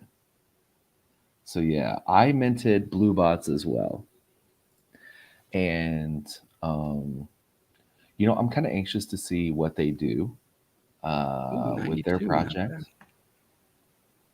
I mean, dude, I don't know which one I'm preferring here. I mean, we can go CNFT tools. Is it on tools? Yeah. Do you go by rarity at all, or do you just go by the ones that you like clean up? No, I like the way that they look. I like the ones. Okay, so you don't care about rarity. No, rarity, no. Okay, so here's what we're looking at. Tell me which ones to click on and which ones you're interested in. Okay, hold on. Let me go back here. Oh, this is cool. Man, keep going. I kind of like the That's a cool one. See, I like that one, just without the construction hat. This one's cool too. Yeah, I'm not taking the construction hat. Shout out to my construction workers. Warrior, do you have a favorite trait of yours that you like? Keep going down. Keep going. I do love this color though. Yeah, I mean, if you see the guy on the far right there, that warrior, that's kind of like a version of the warrior paint, you know, not necessarily, but so in this regard, you know, that's what I like the most there. I wasn't actually in control of the traits. I got to give a shout out to Kung. You know, he did all that stuff, man. He did the traits and he did a really great job with them. And, I love the way the traits are popping up. I'm always a big fan of King's Crowns. I love the King's Crowns. Yeah. Pugs in particular, you know, I think the tennis ball in the mouth is pretty cool. That's one of the first traits I actually saw drawn out and done up was a tennis ball. I thought, oh, that's great for a dog. So I like the dribble. I like the dribble too. Yeah. This right here. Yeah. Sausage in the mouth is pretty funny. Yeah. The cigar, that looks pretty cool. I kind of like the cheetah print with the eyes, 3D glasses right down below right here. That one's okay. Yeah, I don't see any of the tiger striped ones here. There's one of my favorite skins is the tiger stripe. It's really cool looking. They did a great job. It's one of the ones on the website I think that we put up there naked so people could right here. Yeah, I like that. It looks good. You know, it does look good. That does look good. Yeah, I cannot lie. These look fire. I like these the look white really one. cool. Yeah, they do look really good. Dude, the artist team did a great job. Are you guys familiar with Frog Factory at all? Yeah, yes, that's the same. I could kind of see a similarity there. I was just thinking that. Yeah, those Waylon, Wayman, and Obi. Those guys are the ones who did the art for the Space Bugs, and you probably know they're real life tattoo artists. So and real life tattoo artists they all have their own kind of unique style and stuff. So When we started forming a relationship with them, they came up with some stuff. I was like, this is great. You guys are amazing. I love what's coming out. So, and the frog factories, man, they got the frogs are sick. Such an undervalued project, man. ADO price for what you're getting. They have like 400 something traits. They got that fun dark game, and the dark game themselves with all the traits and the skins in particular. They did a great job with the skins. So they carried that talent over into this project, and I'm hyped on it, man. There's some projects where I don't really like the naked ones, and a lot of people do, but I got to say this one right here looks freaking sick. That's a cool one, huh? Gold knife in the mouth. That's actually not a bad price on a bug, dude. The naked ones do look good. I like the way they came out. Yeah, we're super happy with all of these things, bro. It's been so cool to look at your own project, like with the eyes of someone who loves NFTs. It's like I want to FOMO into my own project. You should. You guys were talking about minting. I haven't minted something. I have not had time. That's the one sacrifice I've made. I've not been able to mint many projects, man. I'm looking forward to getting back into that now that this project's up and running. I want to start minting again, man. I'm an addict. This is a golden twig? Yeah. That looks fire. Yeah. Yeah. All these assets. I honestly haven't looked at all the assets myself, so this is a lot of my first time seeing these, and I really do like them. What's up, Ron? I really am. Yeah. Are there any that you've seen cleanup that you want me to click on? There's a couple of them. Yeah. Hold on. Let me kind of go down the list here because I'm looking at it. I don't know. I kind of like, dude, if it didn't, I do like kind of the different patterns on them. It's not just like a plain one. So something like a tiger stripe. What was the last thing you minted? Talking to me? Yeah, Warrior. Let me think. It's probably stupid that it's even escaping me right now, but couldn't have been that long ago. But you got Vox, right? Like the Vox cats came. Yeah, the Vox cats. I think they're going to start coming out pretty soon. So I've been, holding on to rockets for a long time. So I'm getting a bunch of, but I didn't necessarily mint those because that was already like a thing that was well known. You send your 5 ADA. What the heck have I minted recently, dude? I know I minted some frog factories when they came out a few weeks before we did. Did they end up selling out? I minted frog factories as well. No, they have not sold out. I think they're actually going to go to 5,000, and I think they're going to cap it, and they're going to kind of reassess it from there. So, for them, I believe with that project, it's a matter of getting more eyes on them. People will see, what's going on with that project, and they're doing a lot of stuff in the background to further utilize that project. So I'm excited to see what they come up with. But they're still minting. I'll tell you what, though, I'm going to mint the holy crap out of overexposed tomorrow, right? How many do you have? The Genesis? Dude, I got 18 of those, man. My God. Oh yeah, I went. Look, dude, I tend to go big when it comes to something I really believe in. The most I paid for any of, I bought a couple rainbows. I essentially have 3 complete sets. So there's 5 different colors. I've got 3 complete sets, and I've got 3 other ones that I was going to try and get a 4th complete set. And I never made it all the way through. But I came in and started buying them right before it really started to go nuts. And I think the most I paid was like $1,300 for the rainbow. And we saw how high those got. And I believe in that project, man. I think the mech mint is going to be massive. I think it's going to be a game changer for the 3D art on the space. And I think it's also going to be a game changer for getting the Ethereum eyes into the space, because there's a lot of, dude, OE's what's up, y'all. Yeah, dude. I'll tell you something too. I'm hanging on to my mechs. I'm not selling them. Okay. There's more coming. The black paper's coming out in a couple weeks. Oh yeah, it's coming out in May. Yep. Yeah, right. And so the next project, that's going to be. It's going to be. Dude, I'm more hyped about OE than anything right now. Hell yeah, dude. Did you get lucky cleanup? Did you get on a public? Did you get public raffle? We don't talk about this stuff. Did you forget to enter? No. Oh, you just didn't get it. I didn't get any. Oh, okay. I didn't get in on anything. That's rough, man. I didn't even enter the public, man. I'm like, dude. But here's the thing. Somebody's going to paper hand something. It's going to happen. Oh yeah, but and there's collecting off the floor, like in the queue, we're looking at that, and that's fun. It's like going shopping, you know what I mean? But there's always that thrill of minting. I go back to the baseball card days I was telling you, but I loved opening packs of cards. I didn't know what the heck was in there. And that's the fun part about minting. So, but I believe that project. So there's paper hands in every. I don't care what project it is. There are paper hands. There are people out there that go, they buy it, they flip them. They don't care how much. They make 10 ADA, 100 ADA. They're flipping. you know, and they're making money doing it. But when the dust settles on this project, dude, I'm expecting big stuff. I kind of, call me crazy, 4452 is kind of speaking to me right now. 4452. 4452 or 2650. That guy's actually pretty cool, man. Which one? He's looking a little punk rock with his little, but Yeah, punk rock shirt, but he's got like he's so cute. That's what I love about these Pugs, man. They actually are legitimately, they're cute. They're cute NFTs. What was the other one that you shouted out? And the other one, it was right by it. 2650. Oh yeah, this dude, one. That guy's fire. This one I'm liking more than the other one. I don't think it's as rare, but it just looks clean. I don't give a shit. It looks so good. Yeah. Yep, that one's mine. Consider 2650 taken. That's a cool Pug, man. Dude, I love that the lightning bolt is like your S. I love that. Yeah, that's cool. Yeah, again, our team, great job like the whole way through. I'm so stoked on the art, man. 100%, dude. Yeah. Only one. I saw them when they were like 130 the other day too, and I was like, damn, like I had these on my radar for the longest time. So seeing them back at like 90, I'm like, okay. You know, not so bad. You know, give me a little bit. Man. I know you hate the FUD, but give me some more. You know, send some more FUD over here. Let me get this floor a little lower. Let me buy. You know, I had no problem jumping in the chat and saying, "Hey guys, you know, honestly, like I know there's a lot of you that are trying to stack a lot of Pugs because they're wanting that airdrop. They understand the vision of this project. They've been invested. They know where we're going.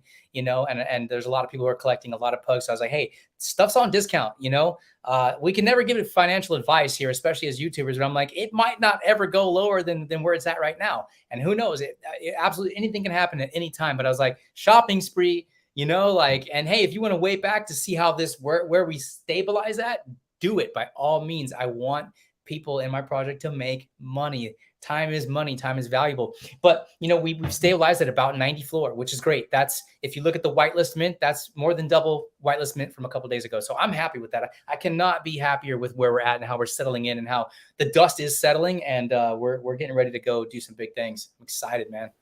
So D-bags. Can we talk about D-bags for a minute? Dude, we have to talk about D-bags. This is D-bag MFers is what it's called. Okay. These beautiful NFTs right here. This is it. Oh. I've not heard of this project. Okay. Well, they're going stupid right now. They are going stupid. Wait, are they? They are. And there's a reason behind it, right? When I first looked at them, don't get me wrong. There is no reason. There is no reason behind it. Okay. There's a reason behind it. And the reason is there's no reason, but hey, that's the ultimate utility, if you ask me, man. What else do you need to do? There's essentially no roadmap, but everything is on the table. Jeez, so it's like this is everything and nothing at the same exact time. And there's your utility. Yeah. Fantastic. So Cleanup, do you want to talk about the CCO and what all that is, or just like a brief overview? Wow. It just basically says that you can come up with any sort of derivative. You own the art, like whatever, right? Just like any other. What derivative? Like, so this is a derivative, right? That somebody came up with. And so they asked the original artist, who was an ETH artist. Of course, he doesn't give a shit. He already made his bag, right? He's already made millions. So he's like, sure, mate, that's what it's all about. Not caring. He doesn't care. So it's like, well, okay. So they've come out with a soul project, and now somebody from Cardano has come up with a D-bag MFer project, right? And it's based off the original art, which was on ETH. And so now it's like, now they're making a killing over here. So whoever came up with this, you know what? If you were smart, you would be like, hey, man, can I take this project and bring it onto what's another chain? Bring it onto another chain. Just be like, oh, well, this is the derivative for this particular chain. Look at it. It's taken off. It was great on ETH, great on here, great on this, that, and the other. And you own the art. You can do whatever you want with it. Come out with your own derivative. Actually, pretty genius, dude. That's what a concept. I think I'm actually starting to like this a lot. That's cool.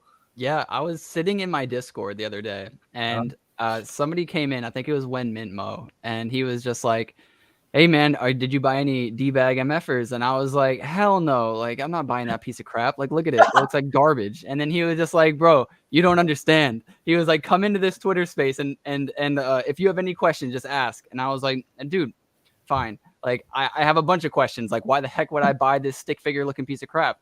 You know? And they start talking to me about CCO, and then they link up Satoshi, who's the dude who made it. And like, you know, it's just like a small quick post. It's just like, Satoshi, don't you need to be in the Discord? And he's like, no, I don't need to be in the Discord. I don't own the project anymore. You guys do. And then he's just like, Satoshi, like don't you need to do this? And like, so basically it's just like him, like, you know, third personing this like article or like quick like segment. But yeah, it's a basically, yeah, like anybody that owns it or doesn't own it can make a game out of it, can make art out of it, can sell merch, like whatever the heck they want, anybody, anywhere. So it's everything and nothing basically at the same time. Well, if you ask me, I mean, that I've never heard of anything like that. I mean, but in concept, it's extremely, there's a lot of originality attached to that. So who knows how far that can go, but I believe you clean up that could be an idea to take that to another chain. Like, and that's part of the lore. Came from here. Now it's here. It's going here. Who knows where it goes next? That's actually sick, man. You know, like, look, I'll be honest. I'm not a fan of the art. That's not my style. It's not what I'm in NFTs for, but you know, and it's almost jealous of how easy that is to like deal with. Like, you don't have to like come up with all this stuff, man. It's a lot of work coming up with like making an NFT project be viable in a space where there's 1,000 million projects. That's a tough role. Yeah, they basically just said, you know, the community owns it. You can do whatever you want with it.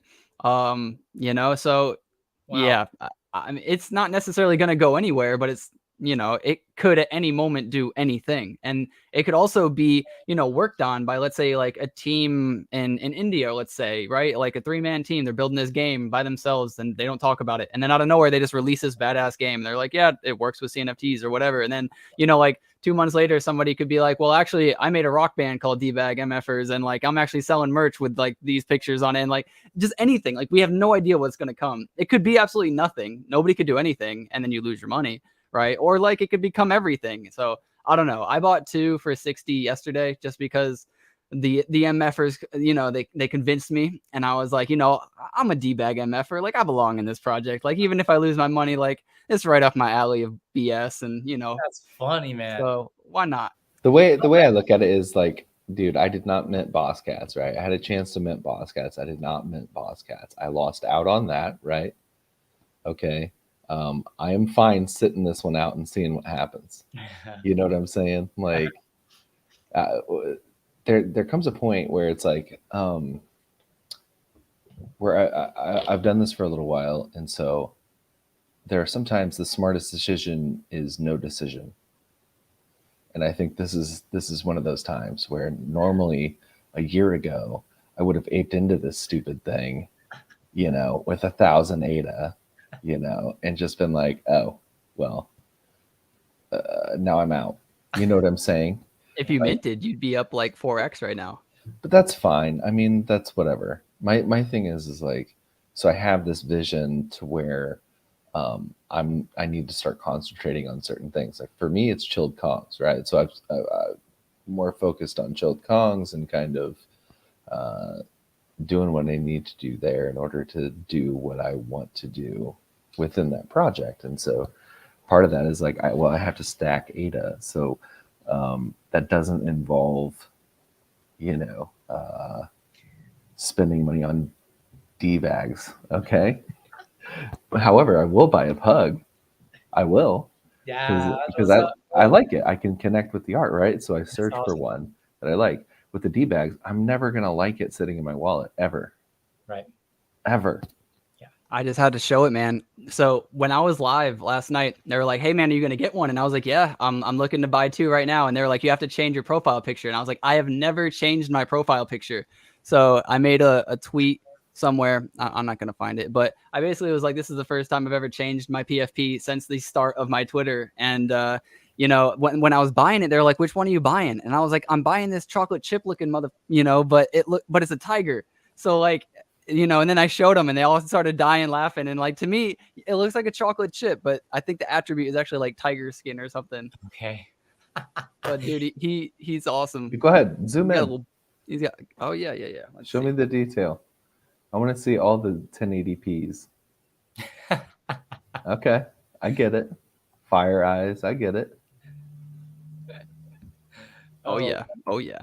That's cool, dude. That's the way to get behind a project. So, I mean, you didn't have to change it to buy it, did you? Or did they just they're like, change it? No, it was just something fun to do. And, you know, I Right. wanted to, so like, it's tough for me. It's like, I want to tell the community all about these new things and show people exactly what I'm buying. But a lot of the times I think people will misread it or misinterpret it and be like, oh, you're pumping the project because you just bought. And it's like, dude, I bought 2 of them, right? Like, I'm not going to become a millionaire, right? Like, I just wanted to, you know, I don't think anybody took it that way, right? It's just that, like, you know, you never know what one random dude in Venezuela or wherever the hell, like, he's mad that inflation's up or something, right? And he just starts yelling at you.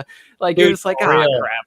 For real, bro. That is such a touchy subject, man. Like, you know, as YouTube content creators, like, yeah, for sure, you can easily say that, but it's like, I don't know what other people do, but you know, I've sold less than 5% of the NFTs I've ever stacked. So, you know, and I make videos. People are like, you know, I've had people come and say, oh, you're shilling the problem. I'm like, look, first of all, on my channel, I'm very open about everything I do, and I don't talk about in projects, at least not yet. My YouTube channel is going to continuously evolve, but I don't talk about projects where my money is not where my mouth is. And it's not so I can talk about it and you can go buy some and I can sell some. I keep them, especially because I'm trying to eyeball and I'm trying to be, I'm trying to have a big portion of good projects. You know, yeah, there's your flippers, there's your stuff that you want to dabble in. And like you were saying, it's fun for you. If we're not having fun in this space, we don't need to be doing this, because if it's not fun, it sucks, you know? And so, you know, that's a very tough, like OE, for instance. I've got a bunch, but I was telling people for weeks, like, hey, I don't have the time to make a video on OE, but I'm going to make a video on E. Go look at this project, look at this project, look at this project. You need to see what's going on here. And then eventually I'm like, well, you know, now I've got the ADA. I'm going to go and I'm going to buy, you know, 12 more of these. And, you know, what we do with our influence is important. You know, we have a responsibility to do what's right. And it's a lot of fun, but at the same time, you know, we're in this to make some ADA too. So if you invest in the right projects, you're going to be happy at the end of the day. Voyage. Yeah, I did. So I was asking the chat, and I'm sorry I didn't pull it up, guys. Eero Art said his last mint was Voyage and Voodoo Brigada. Voodoo Brigada. What a shout out to Voodoo Brigada. It's been a minute since I've heard about them. Gosh, right. So much stuff that I haven't even heard of, bro. It's so crazy. Right. Voodoo Brigada is old school. Well, kind of. It's like what, 4 months old-ish? They took a while to do their first drop, because I remember them coming out shortly after we did, and then man, I think they dropped in what, December? Yeah, like maybe 4 months ago.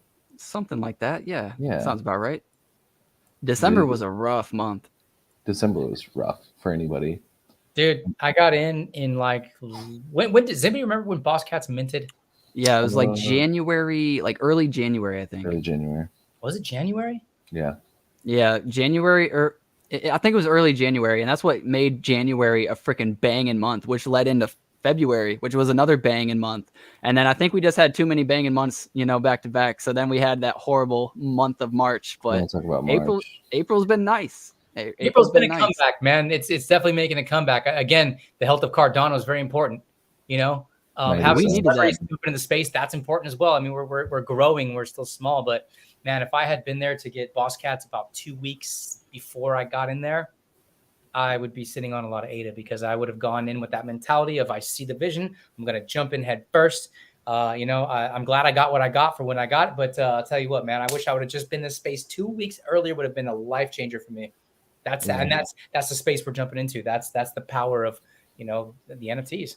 So I got into Voyage. How many do you own? I own 6 right now. Okay. And so one of my 6 has like, I think 15 sister stations. What is going on?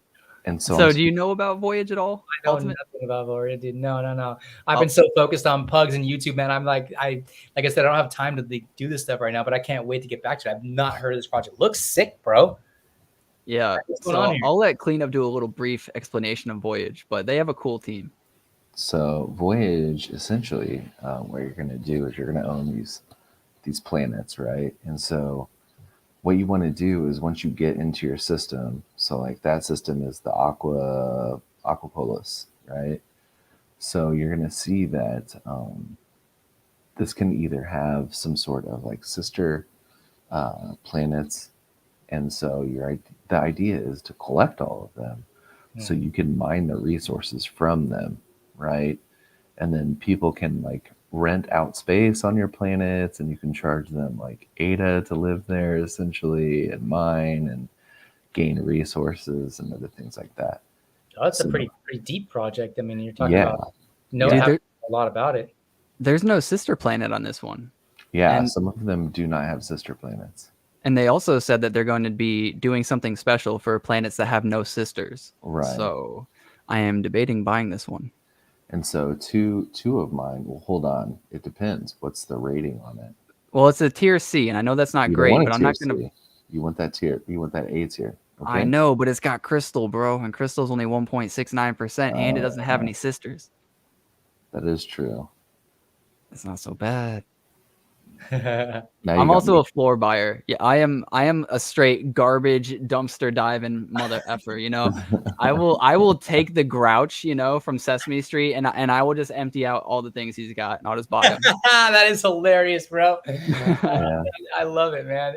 People listening to this podcast are getting inside the minds of people who are super geeked out on NFTs, and I think that's so cool, man. Right. I know a lot of people love to trait hunt, and honestly, it's just not for me. I like buying. Sometimes I do, like I did with Space Ape Club, but you know, most of the time I buy the floor and I just go with the floor. Go for it. Yeah. Yeah. So Journey is pretty cool. I like where they're going. I think it's going to take a while, right? So it's a slow burn. You know, and when I think about it, I think about the same thing with equine, right? So with equine, that was definitely a slower burn, and yeah, that's Voodoo Wait, Brigada. Voodoo Brigada's at 12 ADA? Is that for the originals or These the are ones the that just- originals. those are the one? Are those the ones that came out? I think these are the originals. No, it says 9,969. I'm pretty sure. Do they have another Are there one? more? Oops, wrong address. What is that? Oops, wrong address. Sent to the wrong address. I don't know. Check What it. the heck? What? What is that? Oops, wrong address. Oh, I think maybe something happened with their mint, and some people sent to an address that they posted maybe by mistake or something, and maybe this is like some lore for their community. I'm Ooh. not sure. I'm speculating. Okay. I think something happened though. Yeah. Yeah, I'm Yeah. not sure. Oh yeah, Chains of War. Have you heard of Chains of War? That's I like have. basically the new kid on the block right now. Yeah, right. Have they minted yet? No, I think they meant the 30th or the 1st of May. Okay. Yeah, that's one of the few Discords that I've actually looked around at. It's been a couple weeks, but I can't remember when the last time I actually peeked in there. But dude, the art's pretty sick, actually. Yeah. Yeah, it I looks think- just like what's that? World of Warcraft? Yeah, It kind of looks like World of Warcraft. Yeah. they grew pretty quickly, right? Their Discord actually had a nice big fat jump recently, right? Yeah, Oside, he came in. He said, "Yeah, those are the mints that were from a mistake." Yeah. Shout out to Oside, man. Oside is always in here, and he's also supporting like pretty much every CNFT content creator. So Oside, I freaking love you, and I think the community, you know, you deserve everything you get, brother. That's sick, man. What's up, Oside? How you doing, man? Doesn't have anything to do with Oceanside, California, does it? Dude, Oside was the winner of the Ghost Chain NFT from the content creators giveaway that we Oh, had wow. last month or 2 months ago at this point. I don't even remember, but I was dude. come up. Yeah, fat come up right there. Ghost Chain, like, very well whale centric. Oh yeah. Am I correct? In that situation. From what I know, Yeah, there's a lot, or there's like very few holders. Let me see. Whoops. See, isn't that looks like World of Warcraft? it does a lot. 775 floor, 1,000 owners out of 10K. Each owner on average owns 10. owns 10, right? I'm That's so crazy. bummed I didn't get into this project, man. Yeah, I saw it when they were at like 100 or something, and I was like, oh, that's too much. And now I'm just like, shit. Dude, that's the thing. Sometimes you just never know what's gonna happen, bro. It's like the NFT space never ceases to blow my mind ever. So Oceanside says is it cool, is Oceanside. Oceanside, Cali. What up, bro? Carlsbad. Hey, Okay. He lives in the town next door to me, man. Gotcha. That's cool. And I used to DJ at 91X in San Diego. Wait, did you say you used to DJ for 91X? Yes. No way. I've been listening to 91X for freaking ever. Right. Well, not anymore, but I mean, back before CDs and stuff. Yeah. So it was me and this other DJ Party Ben, and so we used to do the 6 mix on 91X. It was like 34 minutes of uninterrupted airtime, and so that's cool. we would just mash stuff up, and it was like really good. So yeah, that was a really fun time of my life. Yeah, I don't know about chain. Dude, if you have not read their white paper, like, look, I understand it's just a white paper. I understand they don't need to make these promises, but the white paper is very, very detailed. It's extremely long. It's like 40 something pages long or something. It's what? Yeah, it's pretty intricate. It's very intricate. Listen, I'm not trying to do Lord of Rings, okay?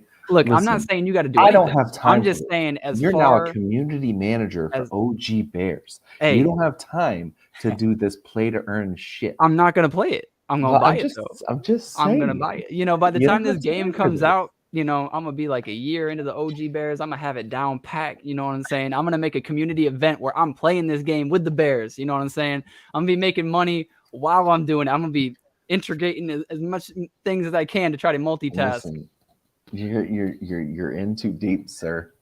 All right. You need to realize there's only so much time in the day. When I got my billions of dollars from looking at these orcs and these I don't even know what class of character that is. When I got it in my wallet and it's worth 30 mil, I'm gonna be like, I told you. That's fine, and that'll be fine. Not financial advice, anybody. These are definitely not going to 30 mil. You are going to lose. You're gonna pull your freaking hair out, bro. You're gonna have way too much stuff going on. Okay, I totally get it. It's like an addiction. But man, unless something is chilled Kongs, I don't want to hear about it. Right? Oh, dude, chilled Kongs. That's it. I know we're at that hour and a half mark too, Warrior. So I know you did have to go, but if you can sneak a few more, like that's cool. But if you do have to go, I know your wife's waiting on you. But bro, honestly, I can't believe an hour and a half has gone by, dude. Let me stick around for a few more minutes, bro. Give me another 10 minutes here. I'm enjoying this. This is great. Are there any OG projects you're not into that you want to get into? You are talking to me. Yes. Yeah. OG projects, right? Yeah. Or like OG Bears. I do not. Does it have to start with the letters OG? No, I don't have a Clay Nation. Okay.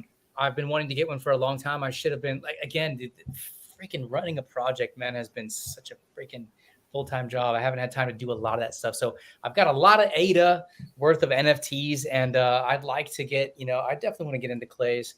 And you know what? Chilled Kongs, bro. I don't own a Chilled Kong. I'm like almost embarrassed to say that. You don't want to see the floor. I know. I know. I know what the floor is. Is it 1,500 yet? I think so. I think it went higher than that for a while. Then it dipped back down to like 1,500. Yeah, it's almost 15. Dude, and I have my boy Chronic, bro. Chronic's like, you gotta get yourself some Chilled Kongs, Mike. And I'm like, oh, dude, I know I need to get some Chilled Kongs, bro. But I'll tell you what, the next project that I'm gonna deep dive into that I really want to investigate, and I haven't had the time to wrap my mind around it, and I know it's like kind of a deeper project, but equine horses, man. There's something's going to happen with that project. I don't even know squat about it right now. Chronic's big into it. He's going to, once we both have time, he's going to educate me a lot more. But I think I just have this feeling. I had the same feeling about Smooth Yeti Mountain Club when they were still under 50. Oh, shit. ADA. Okay. And I came out and I made, I think, at least one of the first dedicated videos on that project post-mint where I just talked about them. And I was telling people, I said, this is a great project. There's some special things going on. I've been talking to the founders. They're really cool.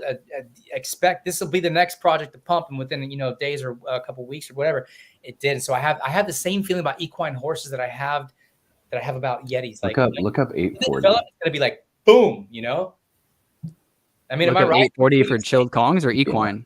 I'm talking about equine. Chilled Kongs. Oh, Chilled okay, Kongs. okay. Look up 8. I Look up will 8. say you're on the right track, or at least I think you are. I actually just convinced my parents to each buy 3. I convinced myself to buy another 3, and that was about 3 weeks ago. And now I'm thinking that they're back down because I was buying when they were 350. Now they were down to like 300 again. They're at 320 now. I'm thinking about buying another 3. Talking about the equines, yeah. Yeah. Yeah. What number did you want me to look up? 840. Just 840.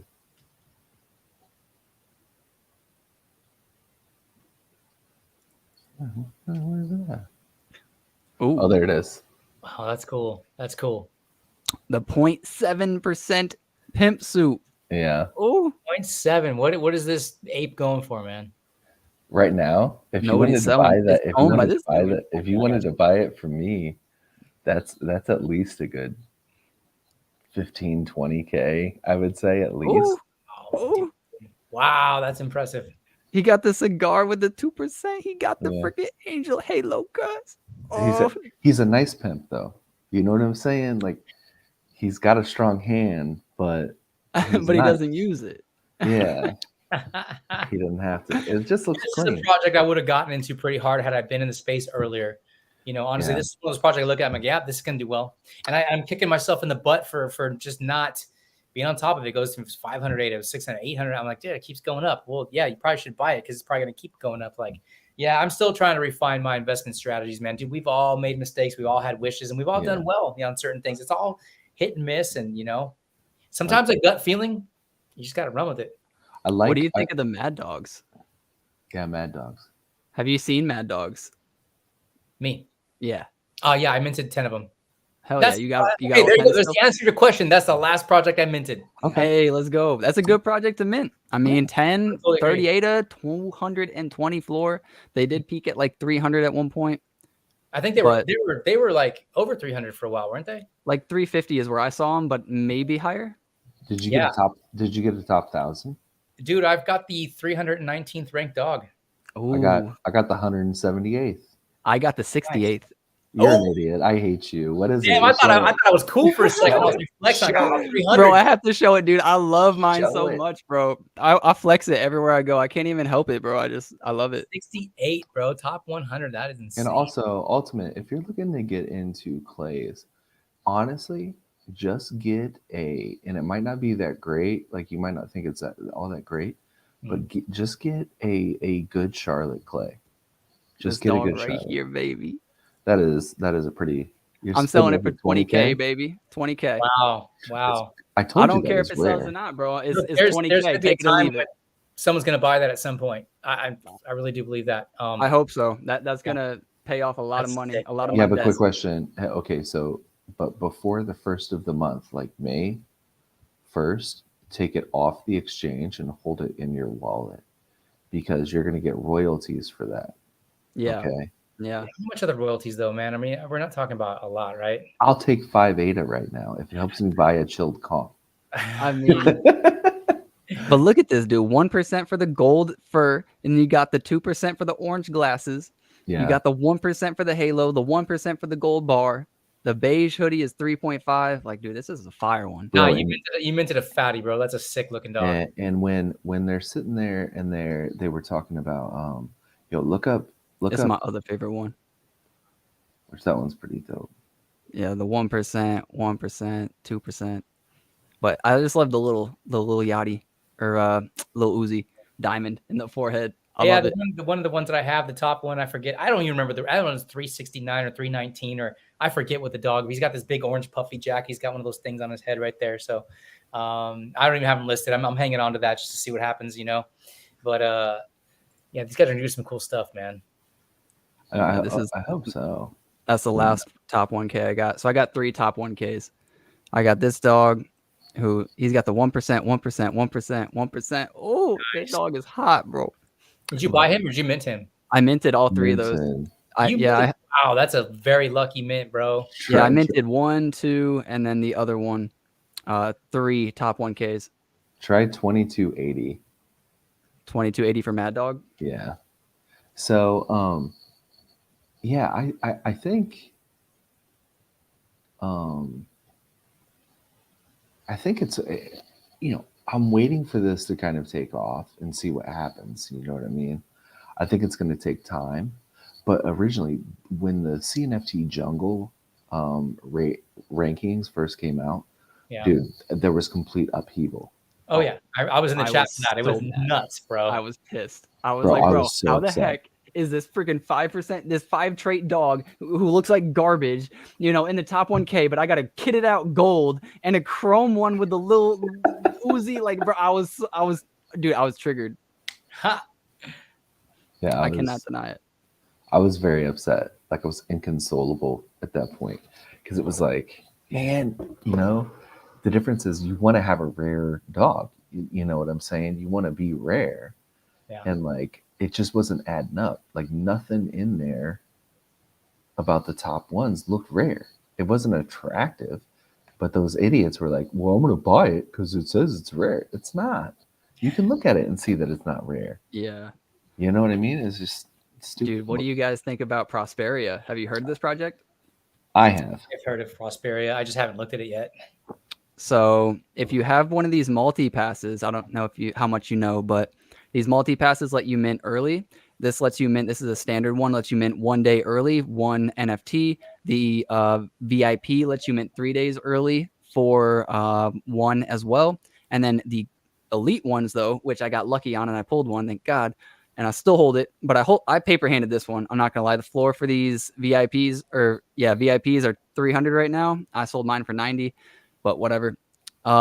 These right here let you mint Nick, 2. no. What? 90. Dude, they were going for 80 when I listed it. All right. Not my fault. All right. I'm a flipper. I bought 2. I made my money back. All right. They were 45 a piece. I got my money back and I'm holding one of these for free. Okay. I shouldn't have. I didn't know. Look, I didn't know that if you held 2, that you were going to get the airdrop because that came out after I sold. I didn't know. Well, I did know, actually. I was going to take one of them and send it to another wallet so that I could mint 2. But, you know, yeah, whatever. All right. At least I got one of these. I can mint 2 with the elites, which I'm really happy about. And I can mint 5 days before everybody else. And I think that's going to be really important. These Zeppers look crazy. What do they look like? Can we Let me see a sneak peek there real quick? Yeah, let me open up the Discord while I'm not streaming, just in case anything is like, oh, never mind. Let me just open it right now and show everybody everything. All right, it was all good. It was all good. Yeah, So let me go find any that. OG. You want to get Clays? Get a good Charlotte. Well, so let me ask you a question, honestly, because you know, I'm ready to make some investments here. What, honestly, you know, and for the explicit purpose of not just being involved with the project, but being able to, like, you know, hold a project for a little while and make some good money on it, and maybe end up with some of those for free, you know, by flipping my way to like where my holdings are free. What OG project do you think I should hit up, man? For stability, I would say Space Buds. It was the first, Clays. right? Or Clays. I mean, but Space Buds, yeah, I think is more. I don't know. Is there money to be made? I mean, of course, I know that's like OG. We're talking about royalty in this space. I get that. You know, and I've either thought about, you know, splitting some stuff up and getting in a couple things, but you know, if I go to get Clays, it's just because I want to have a piece of the action. I'm talking about spending a really good amount of ADA and you know, eventually being able to, you know, hopefully hold some good stuff and not be too invested in it, because you sell some, you buy some, you sell some, you buy some. Wow. I mean, it's chilled Kongs on that list. Is there? I mean, you know. Oh, I if you want my honest opinion, I think did they already just? I think chilled Kongs and Clays are going to be the top in the space. I think. You think it's going to overtake Space Buds? Yeah, well, just because I think it's a natural progression, and so what's going to happen is the reason why I like Space Buds is maybe completely different than what most people do. Like, people like it because it's OG. That's good, and it is, like, you know, it was the very first mint, like one of the very first mints, right? And so I think it was the first, was it? Or was it not? So Barry did that one, and then he also did his berries, right? And so for being in the stake pool, and so I think what he has done for the space is greater than any other person has really done for CNFTs.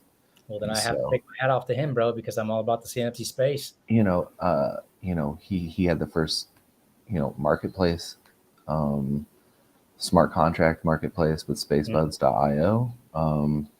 Just overall, just a very, very smart person and a down to earth person. Like, I'm sure if we invited him onto this podcast, he would definitely come on. That's cool. And so I think that what he has done for the space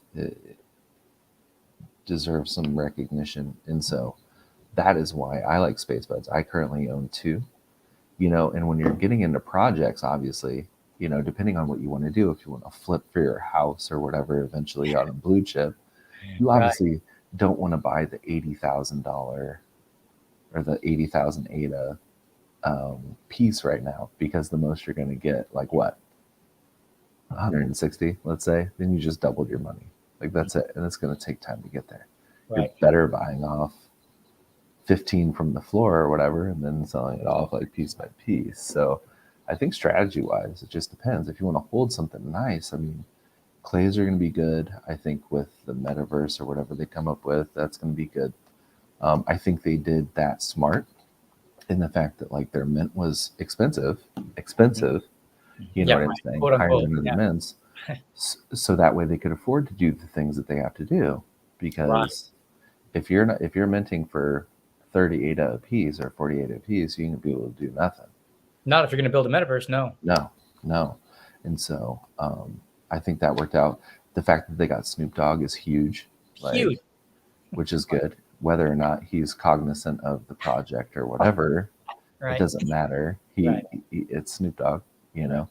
And so, and then I think Chilled Kongs are probably the next blue chip, especially if they do what they're supposed to do. They've got multiple artists now that are working on, like, the Magic Kongs. And so how it's working, right, is, so you have your regular Kong that you have inside your wallet, which gets you a mushroom. So you hand in your Kong and your mushroom, and they give you another piece based off the traits, right? So it's like an evolution of sorts, like a trippy evolution. And so, you'll have access to get 3 different mushrooms if you so choose, right? You'll be airdropped one for free.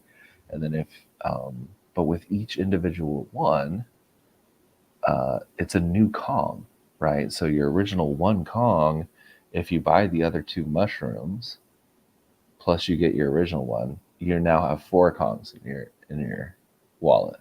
No kidding. So, but I mean, isn't that going to obviously increase the supply a shit ton, really, right? Well, yeah, but you're also going to, like, because, so that's the thing, and it's kind of difficult to gauge, and it hasn't really been done in enough ways to figure out what the true market is there, right? So it's like, do people want to get in? Yes. And you have to have enough to let those people get in. Right. And so it's only going to make the OG Kongs more rare. I agree. And then on top of that, I think you're allowing people, especially like the OG people, right, to kind of get Kongs for themselves. And then on top of that, you're adding a public mint, which is going to let more people from the inside, right, or from the outside in. Yeah. So for me, it's a great way to test it, because it's like, well, as long as we're welcoming, right? As long as the Kongs are welcoming, how is this going to fail? I mean, they already have Ethereum people in there that are watching after it and things like that. And then you have people who, like Jake Shepard and Crypto Savage and stuff like that, who own a bunch of Kongs, like probably like well over the hundreds, right? Wow. And so, and these guys, they keep them, they hold them, pet them. I don't know what else they do. So what I can ask you real quick, what about, I mean, obviously they've pumped a lot. Obviously, it has a lot to do with maybe the mushroom drop and also their partnership with BCRC. I know that, I mean, it's always hard to chase a pump. You know what I mean? It's like crypto, man. You don't chase a pump. So it's like Nice. but I've been constantly chasing or refusing to chase the pump on Kongs, and I could have more than doubled my money by now. Right. So I'm like, are they gonna hit 3K floor? You know what I mean? Like, it's just, I mean, long term, yeah. It's just Long term, like, for sure. you know, you definitely don't want to buy during a pump. When you do see a pullback, right. that's when you want to buy like one. That's how I kind of view it. Like, Yeah. this is what I did with clays. When I first got into the space, I was like, all right, I lost money here. I lost money there. You know, I obviously don't know what I'm doing, you know, and I like tried to bring it into like my old trading, like with stocks and crypto. And I was like, you know, if I could tell myself anything then, what would I do? And it's like, well, I would have put my money into like Ethereum or something first, right? I wouldn't have put it into Bitcoin. And so like my logic was, I'm not going to put it into Space Buds, which is like my Bitcoin for CNFTs. You know, I'll put it into like the Ethereum, which is how I view Claymates, right? So I put my money into clays at like 900, and I was like, I bought one clay at 900, and I was like, I was like, damn, like it's a lot. That was like probably like 30% of all the ADA I had at the time, and I was like, damn. Like, that is, oof, you know, but then, you know, I held it and I watched it go to like 1700 at one point, and then it came back down. And then I was just watching the chart, and it was like fluctuating between like 1100 and like 1500. And I was like, all right, I just did my mint. I got a little bit of ADA, you know, I'm always transparent with the community. So I'm going to tell the community what I'm going to do with that money, because the money isn't used typically like a lot of other NFT projects where I put it back into the project, right? Only some of it was like, some of it I hired a Discord bot from CNFT Tools, and I hired another guy, Mad Miguel, to create a Discord bot for me so that I could raffle off stuff to my holders based on rarities. So some of the money did go to there, but ultimately, like, this money was to help pay my bills and to help you know, fund some investments for me. So I took 1,300 of it and bought one more clay. And I told the community, and everybody was pretty cool with it. So I was like, okay, cool. And then I took the rest of it, and I just have it in like a yummy stake pool, and then a farm as well on MinSwap, which isn't doing too well, but I'm going to hold it there anyways. But yeah, like there's no good place, like you're saying, to buy, you know, like a clay or a Kong. But, you know, once you do, and then it goes to like those crazy, that like next level, you're just like, oh, like, thank God I did that, you know? So I'm just going to say, like, what I would do is I would buy one or two. I don't know what your budget is, 2, 3, whatever your budget is, right? Like, no, I'm telling you right now, I'm looking for something to like literally ape into. Like, well, what I mean though is like when you first buy, like your first. We got to buy one before you buy two, and you got to buy two before you buy three. But, you know, I mean, like, there's some projects that I dabble in. There's some projects where I don't mess around. Like, if I believe that there's a future for that, you know, I'm going to go in. I'm going to go in hard. That's not what I always do, but, you know, I've made some money on some good spots, and you know, it's like, it's time for me to get into a blue chip project, because I don't have enough of that in my portfolio. So I wanted to ask you real quick, because you guys both kind of said the same thing. What's long term in your, when you say long term? Yeah, what do you mean by that? What's your long term in CNFT space? So my long term is, you know, minimum a year, but, you know, people ask me this all the time too, and it's just like, I'm like flowing in the water here, you know, like if the government comes out and says anything, right? Like, and I know that everybody's like, they're not going to say anything, shut up. Like, maybe they do, maybe they don't, right? I'm not here to stay, right? Yeah. So if they come out and they say anything, whatever it is, I'm not going to be like, oh my God, panic. I'm just going to be like, all right, shift, you know? So like, you know, maybe if some crazy news comes out, I'll sell a few, which is why I want to own multiples of everything, right? But if they, you know, if it continues on as it is and everything's cool and everything's fine and we don't get any crazy like big daddy fund or FUD rather, you know, from Uncle Sam, then like everything is a go. We got the green light. I'm gonna hold these things a long time, like, I don't know, I don't know, a year minimum, awesome, but I don't know. That's awesome, man. Well, I mean, honestly, I'll tell you what, it won't be long before I do get my first chilled Kong. And then I start to get, you know, a little bit, and I like to go get a couple more. And then I like to see, you're showing equine horses here. Like, that's the next project I really do want to get into as well. It's such a deep, I can't wait to like really, like I said, wrap my mind around it. So once I understand it, then I feel comfortable with being like, this is what I have to do with this project. And I'm excited about that. I finally have the time to do that, man. But the CNFT space is fun, bro. It's a wild ride, and there's nothing like it in the world, man. And I think with equine, like right now, these are like rock bottom prices, I would say. I think so too. Yeah.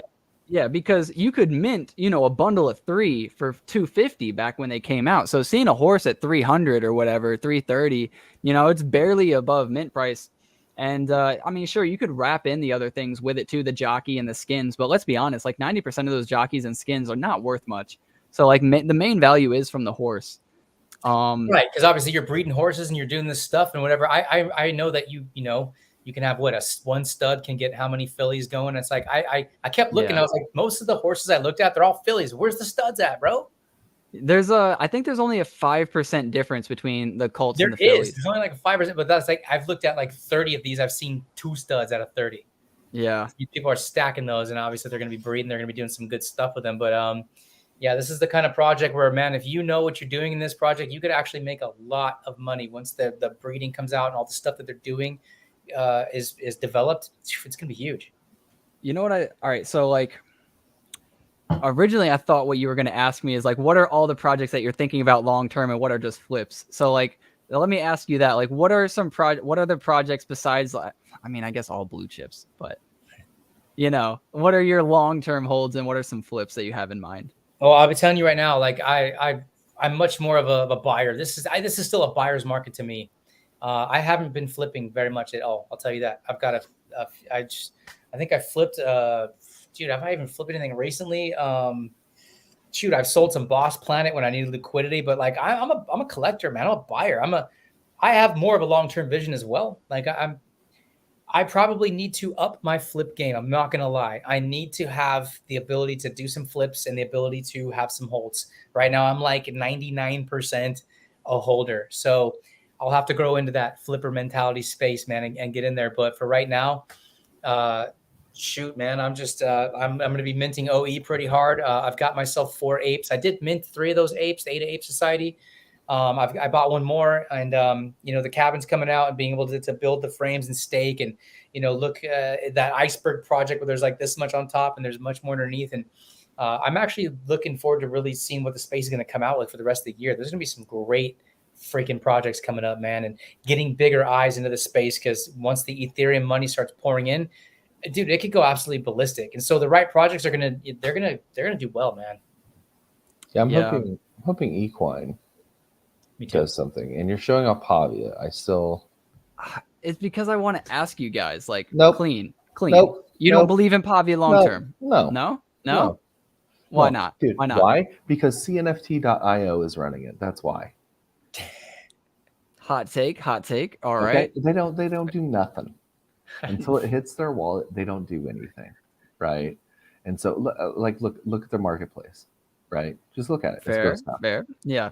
And the reason why is because they sat on their ass and let another marketplace, because they thought, oh, we're the biggest, we're the best. This is just a tiny movement, no big deal. Like that is the power. You're letting the market speak. Yeah. And you tried really hard when it was put up or shut up time, and it still wasn't enough. There are things that I miss about CNFT.io. One thing that they did get right, that thank God JPEG Store can do it now. Email alerts. So when your shit sells, you get an email alert. Dude, remember what that was like? Yes. Someone sell, you get the email alert, and you'd be like, yeah, let's go. I'd like rush home, dude. I would get so excited. I gotta send my asset. Let me not forget. Right. So now JPEG Store does that. So okay. I've got it. I actually is now done. I loved the feeling of getting that email, and every time my phone vibrated, I'd be like, "Oh, did it sell?" Right? Yeah. And I was like a crack addict, but now it's just I do love that I don't have to pay attention anymore. Like there's sometimes I'll go check like an old wallet, and I'm like, "Oh shit, I forgot about that wallet." Like, oh, I have more money in here. What sold? And I'm like, "Oh, okay." See, I actually like that. I like every once in a while. I'm like, I know I listed a couple in this wallet and a couple of that wallet, and I go on there and I'm like, oh, but something sold. So what was that? That's the fun part. I enjoy that. But everyone's got their method of deal. I like surprises, but I think when I get more into like I'm actually selling some more of my NFTs, I want to get those updates, because if I got other stuff for that ADA to go to, getting back into that flipper, kind of mentality to actually make some money. How much? Here, go back to Pavia. Just go back to Pavia real quick. Bro, 2K floor. Okay. Go back to It's up Pavia. to like 2,900 for a while, dude. I know, dude. Those apes How are much? crazy. Now look at this. Number one, I think it's funny that CNFT.io project is selling on JPEG Store. That's hilarious. I know they have a big old like thing or whatever. Can you Dude, see real quick, what the, I got a split. It's 8 o'clock. I can't. Oh, I'm sorry. No, it's all good, bro. I'm sorry. I hate to have to dip, but it's like, man, like, I still got dinner waiting. It's been a long day, you're good, bro. This is normally where we ended anyways, but Yeah. you know, we Can I appreciate. just say to you guys, man, thank you for having me on. This 2 hours flew by. This is the best part of my day, man. It's been a rough day, but this was enjoyable. You guys are awesome, super knowledgeable. I'm always trying to learn in this space, and you know, to be on here to bounce off with you guys, this has been fun, man. I really enjoyed that. Yeah, I appreciate you coming on, man, and finding the time, even though you know you have had a crazy schedule. So appreciate it, man. For sure, man. Hey, take care, you guys. I just want to make sure I do this right so I don't mess up your stuff. I'm just gonna click on leave studio, right? I'm a rookie here. Yeah, you should be fine. It'll be fine. Peace, guys. Have a good one, man. Take care. So yeah, we'll just finish up. What were you gonna say? Okay, no, click on them. Okay. Act like you're gonna purchase. Okay. You want me to click on it? Yeah, click on it. Okay. Oh, yours is set up with Nami. Never mind. Forget about it. Cancel that. What's the royalties there? Do they have royalties? Yeah, I've always wondered, how do you know the royalties? It should say on the project. Where? Page. Click on the Pavia page, maybe. Up. Oh, like go back? Like Pavia, yeah. Does it say this thing has whatever royalties? I don't see it say that anywhere. Oh, right here. 2.5%. Okay. 2.5% royalties, right? So CNFT.io made how much money off their own marketplace, right? Now they're doing 2.5% royalties on how much volume? 24 million. Yeah, and you can't show me any sort of product. You can't show me what all this money is going to, or do some sort of proof of life. It's a joke, bro. Like, and there was the Cardano buzz stuff that kicked off this whole bear market for Pavia as well. But even before that, there wasn't anything. I agree. There wasn't anything, you know, like any concrete demo or anything like that. I'm so pissed off. Do you own any? You give me no, and I'm pissed off for the people that own it. And if you own some of these and you're not pissed off, oh, come on.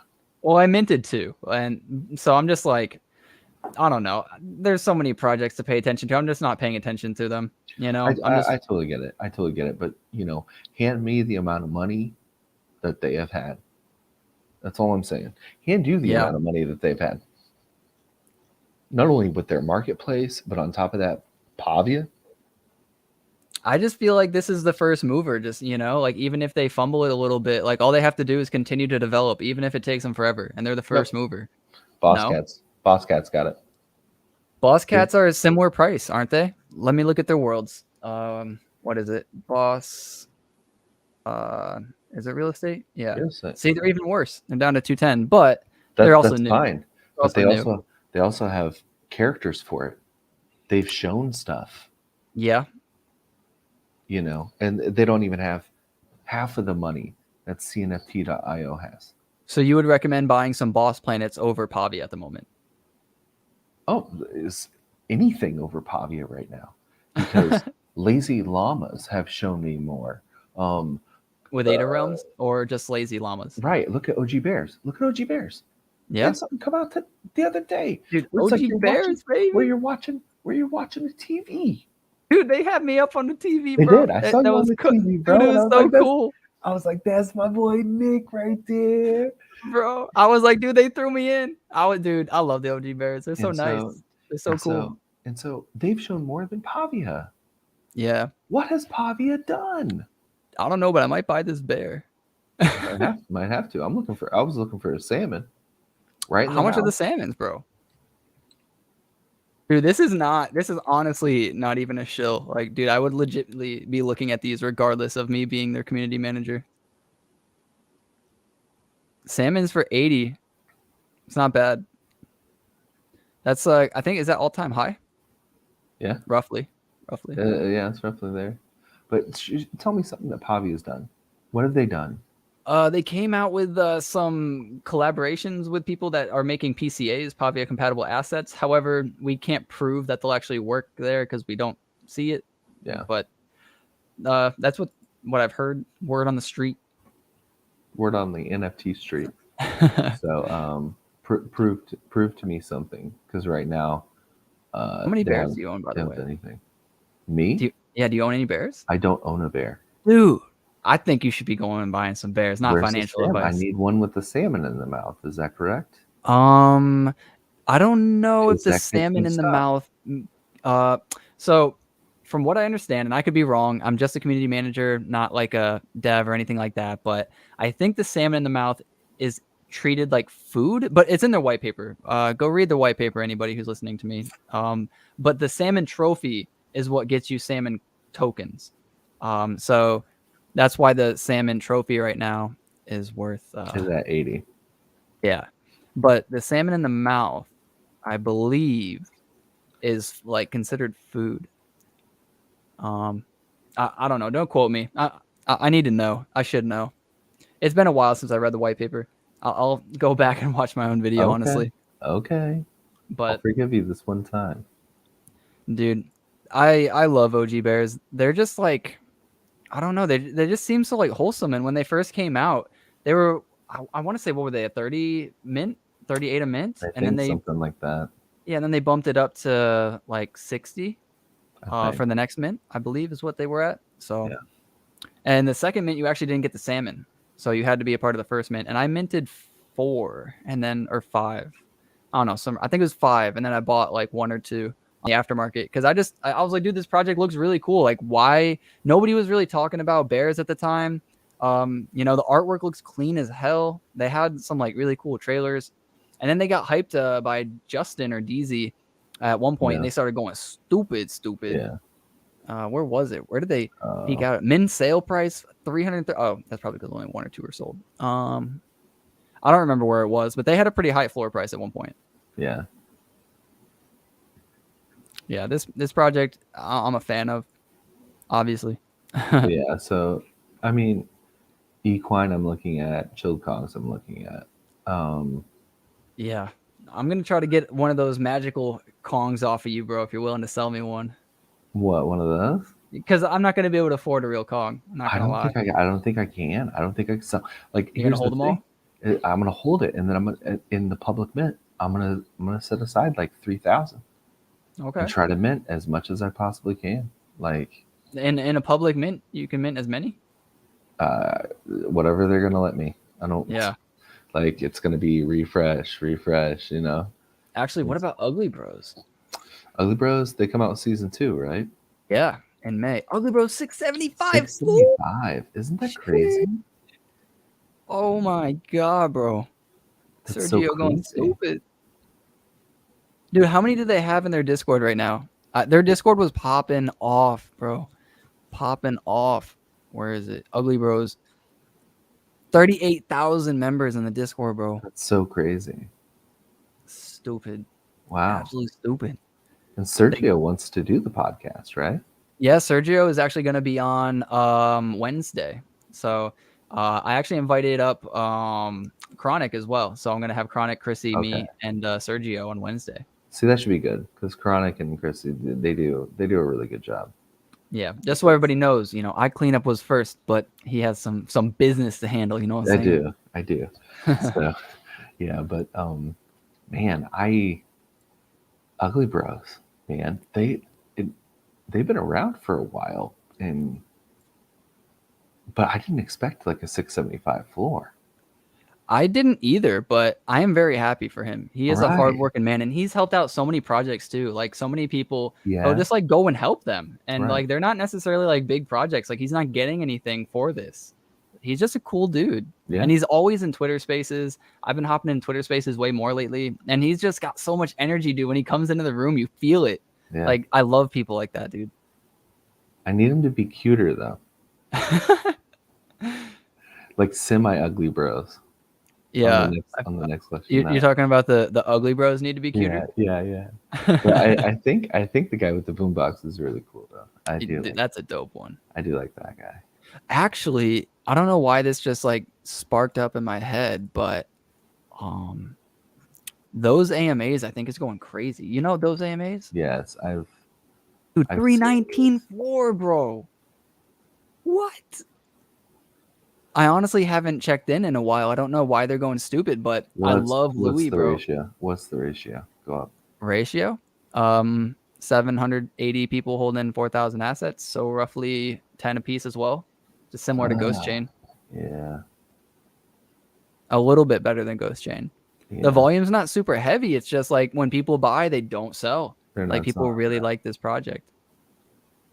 And, you know, I've spoken to Louis myself a few times, and he's just been one of the coolest, nicest people I've ever spoken to. You know, he's like, hey, you know, like I made some mistakes. Like that's why this happened. That's why this happened. But like, you know, we're just going to own up to it. We're not promising anything. We're just going to try our best. And, you know, he's working with the mechanist or the machinist, who's got his own podcast now. And he's giving away, I think it's like 500 ADA every podcast that he does. Like, dude, they're just so giving. I won $500 off of them actually. And it really helped. It paid my bills for that month. Like, dude, shout outs to Louis. Yeah. Wow. Yeah, dude. They're legit as hell. King Louis. Yeah. That's what it is, man. Yeah. So shout outs to Louis, man. Shout outs to those AMAs. Which he actually gave me those AMAs one day. We were just shooting the shit. I didn't do anything for him. He was just like, oh, I'm glad that we got to speak. Like, here, to have those AMA. And I was like, okay. And he gave me one because I told him I like to rap and stuff. And he gave me one with a microphone. And it just looks sick. Yeah. I can't show it because it's in my Daedalus wallet. And I don't remember my... Actually, maybe I can show it. Yeah, hot take. What do you think about Thor being... Isn't he the community manager for JPEG now? I think he is. I'm forgetting because I know a lot of people in the space are getting positions lately, and I'm getting them all mixed up. But I believe it's Thor. Yeah. And you know, shout outs to Cardano Thor, dude. Cardano Thor's content is 100. Like best content I think out of any of the creators that we have. Cardano Thor's. Like, have you seen like his like music that he's made, like the parodies and stuff that he does? Yeah, kind of. Dude, it's like Bo Burnham esque. You know, I love it. I love exactly what he's doing. That was like some of the ideas that I had for the channel when I first started, but then it just became like strict business because my head just like is very analytical. That's so the way it's like it works. Yeah. But you know, like to have somebody be able to be in such a serious place but make such fun content, like I just envy him. He's got a talent too. Like he can actually sing. There's no auto tune. Like, dude, I love it. I love it. Yeah. I think it was good for him. You know, I think natural progression like that is good for the space, like somebody you can connect to and then connect, you know, the marketplace to and stuff like that. But the thing is like, well, so now, well, what's his content going to be like? You know, how does he judge what he puts his content on and then what he allows as the community manager for JPEG Store, right? So like, if he believes something's a rug pull, do they certify it on JPEG? Right? Yeah, I don't know. Right? Oh, wait. All right. So, all right. This is crazy too. I was just having a conversation with this dude in the OG Bears chat, and he was asking me if I got my Unbounded Earth tokens, and he said that you would only get them if you were holding them from what's this? Before April, he said. So, and I was, but I just transferred my wallet like a week ago, so I thought I wasn't gonna get them, and I actually just got them. So nice. Awesome. Nice. Which that's what they're on, right? They're on what? The asset? Is that the asset that they're on? Unbounded Earth? The Unbounded Earth token. Oh, no. OG Bears is are they on Unbounded Earth? I don't think so. I don't think so either. Dude, where was this? Is the one I want to show. So let me pull that up. Oh, yeah. Nice. He's got the shroom, bro. He's clean, bro. Look at him. He's kitted out with the chain, bro. That's pretty nice. Yeah, I love it. The gold microphone just seals the deal for me. You know, he sent it to me, and he was like, you know, honestly, dude, do whatever you want with it. If you need some money and you want to sell it, sell it. And it was worth like 95 ADA at the time he told me that. Yeah. And I was like, dude, that's like a free 100 ADA. Like I could. And I just kept looking at it. And I was like, but it's the only one. And it was like, he handpicked it for me. Like, I think I told him about my shroom story too, and how it kind of like saved my life and like mentality. So I was just like, dude, this one is like 100% like handcrafted for me. Like, I can't, like, it just spoke to me, and now it's worth 300 and something. And I still don't want to sell it. You know, I don't think I'll ever sell this. Honestly. I don't know. Like, it would have to be worth a shit ton, because it just means so much to have, because it didn't feel like, hey, here's some money, like, go get it. It felt like this is like a personal gift, you know. Like, I don't know, sometimes I get NFTs and I'm just like, it's just like a personal touch. We'll hold it. Oh, I'm not getting rid of it. Yeah, no way. So what are you doing with the lending? Are you lending at all or no? Not yet. Okay. I'm really patient with new stuff like that. I'd rather see other people do it first. I'm not one of the people that likes to be the guinea pig. I like to watch other people freak out and like, why didn't this come through? And why is this? And like, is this a good thing? Is this a good rate? Because I already did it. And it's like, why are you asking me after you did it? Like, you already did it. Yeah. So I don't know. I just like to watch people, like, just human psychology is as a part of all of us, and we're all susceptible to these mistakes. So I just know that I have an addictive personality. I have a really like quick, snappy mindset. Like, I make decisions like that, and I shouldn't. So I just kind of force myself to stay away from certain things. Well, so like so you can OG like project, like let's say bud. I take 2 of my buds, right, and I put them on the market and let people borrow off them. I now have like 5K, 10K in my wallet. Now I'm aping into the mechanisms and stuff like that for OE, for overexposed. You'll only be able to ape in if you buy off the aftermarket, though. Right. Off the secondary. That's what I'm saying. Okay. So, you know, you're talking about buying the floor and then just selling, right? Making all your money back. Yeah. Getting your buds back or whatever, and then just killing it. You know what I'm saying? Like, there was another aspect of that shout outs to Jude, who is this community dude I met when I first started. He was just like a really cool dude.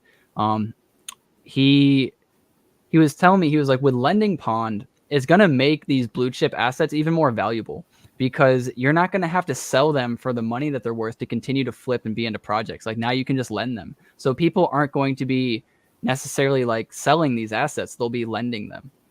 But it's very high pressure though. It is. Bro, could you imagine putting like a bud up or like a Kong or a clay and then have that project completely rug? Oh, I mean, it would suck to the lender, right? It wouldn't suck to the borrower. You know, I mean, it wouldn't suck to the borrower. Yeah, everything is risky. Everything in this whole space is a risk. I mean, you know what it is, but people aren't even doing the lending properly anymore, or at all. I wouldn't say anymore. It just started. But until I see lending actually happening properly, I'm just staying away. And what I mean by that is people are putting up 100% of the value and asking for that to be lent to them. And it's like, so let's say Chilled Kong's floor is, or let's do Ugly Bros, right? 675 floor right now. People will go and put that up on Lending Pond right now and ask for 700 ADA.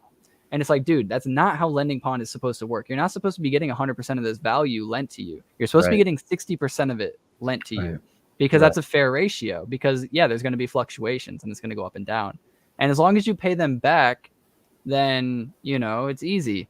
It's all good. You get your money back. But because there's a reason too. It's like, if you give 100% of the value and the value drops down 10%, and, you know, even if you did the full 8% ask, you're going to make more money by not giving it back. So that's why 60% is a very fair ratio, I'd say. Yeah. But people aren't doing it, dude. Go check it out. Nobody's doing it. So yeah, I'm just staying away. Everybody's real queasy in the market right now, you know. Shout outs to Jude though. Jude actually, he got it was like a Medusa clay, and he lent out 7K for it, for a Medusa clay. And he was like, how much do you think this is worth, bro? I just set the record on Lending Pond for highest lent out money. And I was like, oh, shit. So shout outs to Jude, dude. Jude's a young kid, too, dude. I think he's like 16 to 18. And he set the record right now for highest lent out. He's been flipping like Pavia estates. He flipped some, I don't know. He's been flipping a bunch of stuff. He actually gave me a free Zepper, or not a Zepper, Javelin. Okay. because he had a few wallets in there, and he was just like, hey man, here you go. Did you get any? And I was like, no, I didn't mint because I was frustrated about the bubbles. So I was just like mad, you know, I was just like, I'll just stay away because my emotions are too hot right now, right? And you know, you miss out when you let your emotions control you, you know. So, but shout outs to the community for helping me at least stay into that project a little bit. Gave me a javelin. Are you gonna get into Iakonikos? Huh? Iakonikos? Oh, how did I pronounce that? Iakonikos? I Aiken, don't. Ikonikos. Dude, how did I pronounce it? I didn't pronounce it like that. I don't know. Anikos? I don't remember how I pronounced it, Something like but that. You know what I'm talking about, though. yeah. Yeah, they're supposed to be hitting me up actually, and we're supposed to be giving away some whitelist spots. And apparently, because I made a video on them, I get a free NFT as well. So hopefully, What? yeah, any content creator that makes a video gets a free NFT and whitelist spots for their community. And a lot of people, that's why a lot of people have been covering them. And I think it's a really small or smart tactic because you get coverage essentially for free. You give out some whitelist spots, which makes everybody happy. You give out a free NFT to the people. So it's kind of a paid promotion, but not really. It's a cool little thing. And everybody's doxed on there. You know? Yeah, there's a picture of them on Yeah. MSN and yeah, maybe it's CNBC. But the team looks cool. I mean, I don't know. I don't know much about their team. I just see that one picture that they have on there. And I mean, the project, the art list looks crazy. I did talk with them a little bit. Actually, I don't know what I can and can't say, so I'm just going to keep my mouth shut. Yeah, don't say anything. Don't run it. But yeah, I got a good sentiment from them. I'll just say that. Nice. Not financial advice. I just thought they were kind and they weren't like shilly, you know. So I like that type of stuff. Yeah. Any project that's like, you know, we're gonna be the best, like we're doing this, I'm just like, all right, I'll see you later. You know, I get it. I want you to be hyper. I want you to love it, right? But like, there's a point, you know, it's like I'm not sure if this is passion or bullshit. Right. Like I did like Space Pugs though. I looked at them. Oh, I loved Space Pugs. I should have. Yeah. A part of me wanted to hit him up and ask for a whitelist spot, but I didn't want to be like, hey man, I mean, you should though. I'm a YouTuber. I mean, like, give me a whitelist spot. Like, I hate that he's stuff. a YouTuber too. Right? I know. So it's like, I know. Well, I just know that like, because I remember still like being on the drive home, like working my 9 to 5 and seeing like this YouTuber got this perk and this perk and they put in the work. They deserve it. But like, I get it, but it's like, frustrating, you know? You only live once, right? Yeah. You only met once. And there's a lot of times, you know, I'm like really rethinking my whole ideology behind like asking for stuff because, and like not in a greedy way, but like you get what you deserve and you get what you put out to the universe. So like, I don't know, just talking with people and networking, a lot of community members can do that too. Like even people in my Discord that have hit me up and been like, hey dude, I did this, but I forgot to do this part, you know, my bad. And I'm like, hey, don't worry about it. I'll get you the whitelist anyways, you know? Like no big deal. So it's really just about getting out there, you know, and just like being a part of the community. Like you don't even have to be a YouTuber. A lot of times you can just ask or just be vocal and you'll get it. Right. Oh, what's up, Oside? You had a question? My bad, dude. What was it? Maybe I'll get back to you. So yeah, man. Yeah, but with the Kongs, like, dude, there's a chance, like, so if I have 5 Kongs right now, right? Okay, 6 Kongs, 7 Kongs, 6 Kongs, right? So 6 Kongs, if I perhaps buy, like, ultimate mushrooms off of the secondary and stuff like that, I mean, there's a possibility that I could have, like, 16 of these things. No, I gotta ask you, bro. Did you buy one? Yeah. Which one? The one we were talking about. 20. Hold on. It's in the old wallet here. I know we were looking at 2 of them. I just didn't know if you bought it. Maybe I zoned out when you said it. 2650. 2650. Oh yeah. Yeah, you did say you were going to buy that. That's right. Check that wallet. Check that wallet, babe. Oh, He's cleaning up the floor, guys. Yeah. Dude, that's fire. That's fire. I do like that one though. It does. I really do too. The tiger looks nice. I do like that a lot. Oside said, maybe you guys know I didn't see a space trait based set. Is it part of the lore or something? Space trait based set. I don't know what you mean. Do you know what he means? With pugs? Yeah. A space based. So like astronaut, right? Oh. Like in the traits. So like the clothing, the helmet, the whole 9 yards. Oh, okay. Yeah, maybe not. Maybe these pugs have super special abilities where they're the only pugs in the world that can breathe without the astronaut suit. Yeah, they don't need that. They're space pugs. Look at them. No pugs got tiger markings, you know? He's born for this. They're not pugging around, right? Maybe they're actually in the ship, so they don't need exactly the suit. They're just traveling. I don't know the lore behind it. You know, Neil Armstrong, he didn't walk around with his suit everywhere showing off, you know. Now you know where Neil Armstrong graduated from, right? I don't. Purdue University. Oh, my for real? university. Yes. Hey. So what's up? 22 astronauts from NASA have graduated from Purdue University. That's interesting. So yeah, because there's definitely not a whole lot of astronauts in the world. There are. It's the highest number besides MIT to graduate astronauts. That is interesting. Claim to fame is having the first man on the moon and the last man on the moon. All were Purdue graduates. So wait. Speaking of moons, what's this?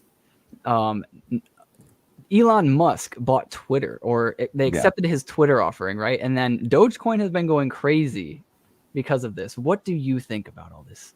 It's whatever, dude. Like, you want me to try to explain Dogecoin people to you?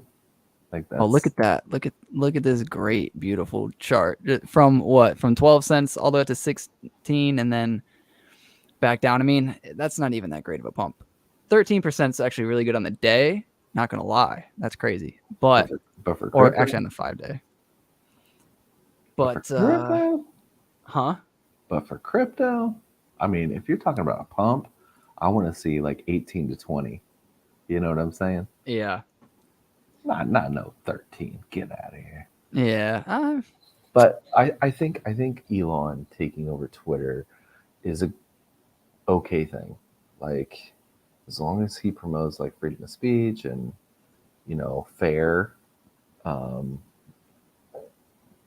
like news articles, other things like that, that's fine. But I don't think Elon's a god. I don't think he's like Jesus or like whatever. He's just a normal human being, kind of. So I don't want him to have too much power. You know what I'm saying? Because that's a slippery slope. Like, look what he did with Dogecoin and Bitcoin last year and the year before. It was just crap. It was crappy, dude. Like, yeah. I totally get it. Pump the market, do whatever, have fun, you know, be a dick to the SEC as much as you want to, or whoever, the powers that be. But, you know, I don't know. It can be good and bad. Like, I got a hype beast. Dude, actually, yeah, let me show off all my hype beasts real quick. What do you think about Elon? What do you mean? Like in general? Yeah, taking over Twitter.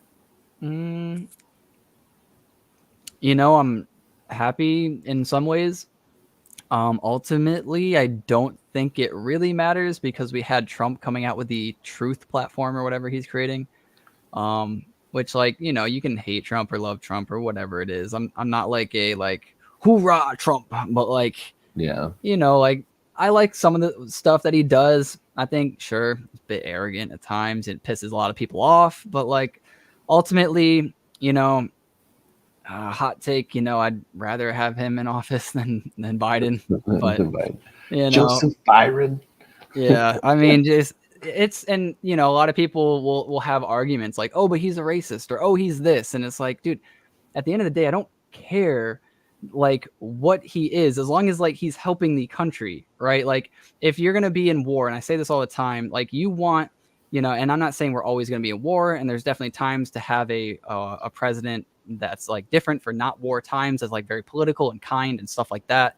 Right. But you know, if you want somebody to like handle Russia or Putin or whoever, like I'd rather have Trump in there talking his game and like doing the Trump things that he does, rather than whatever the heck Right. Biden's doing at the moment.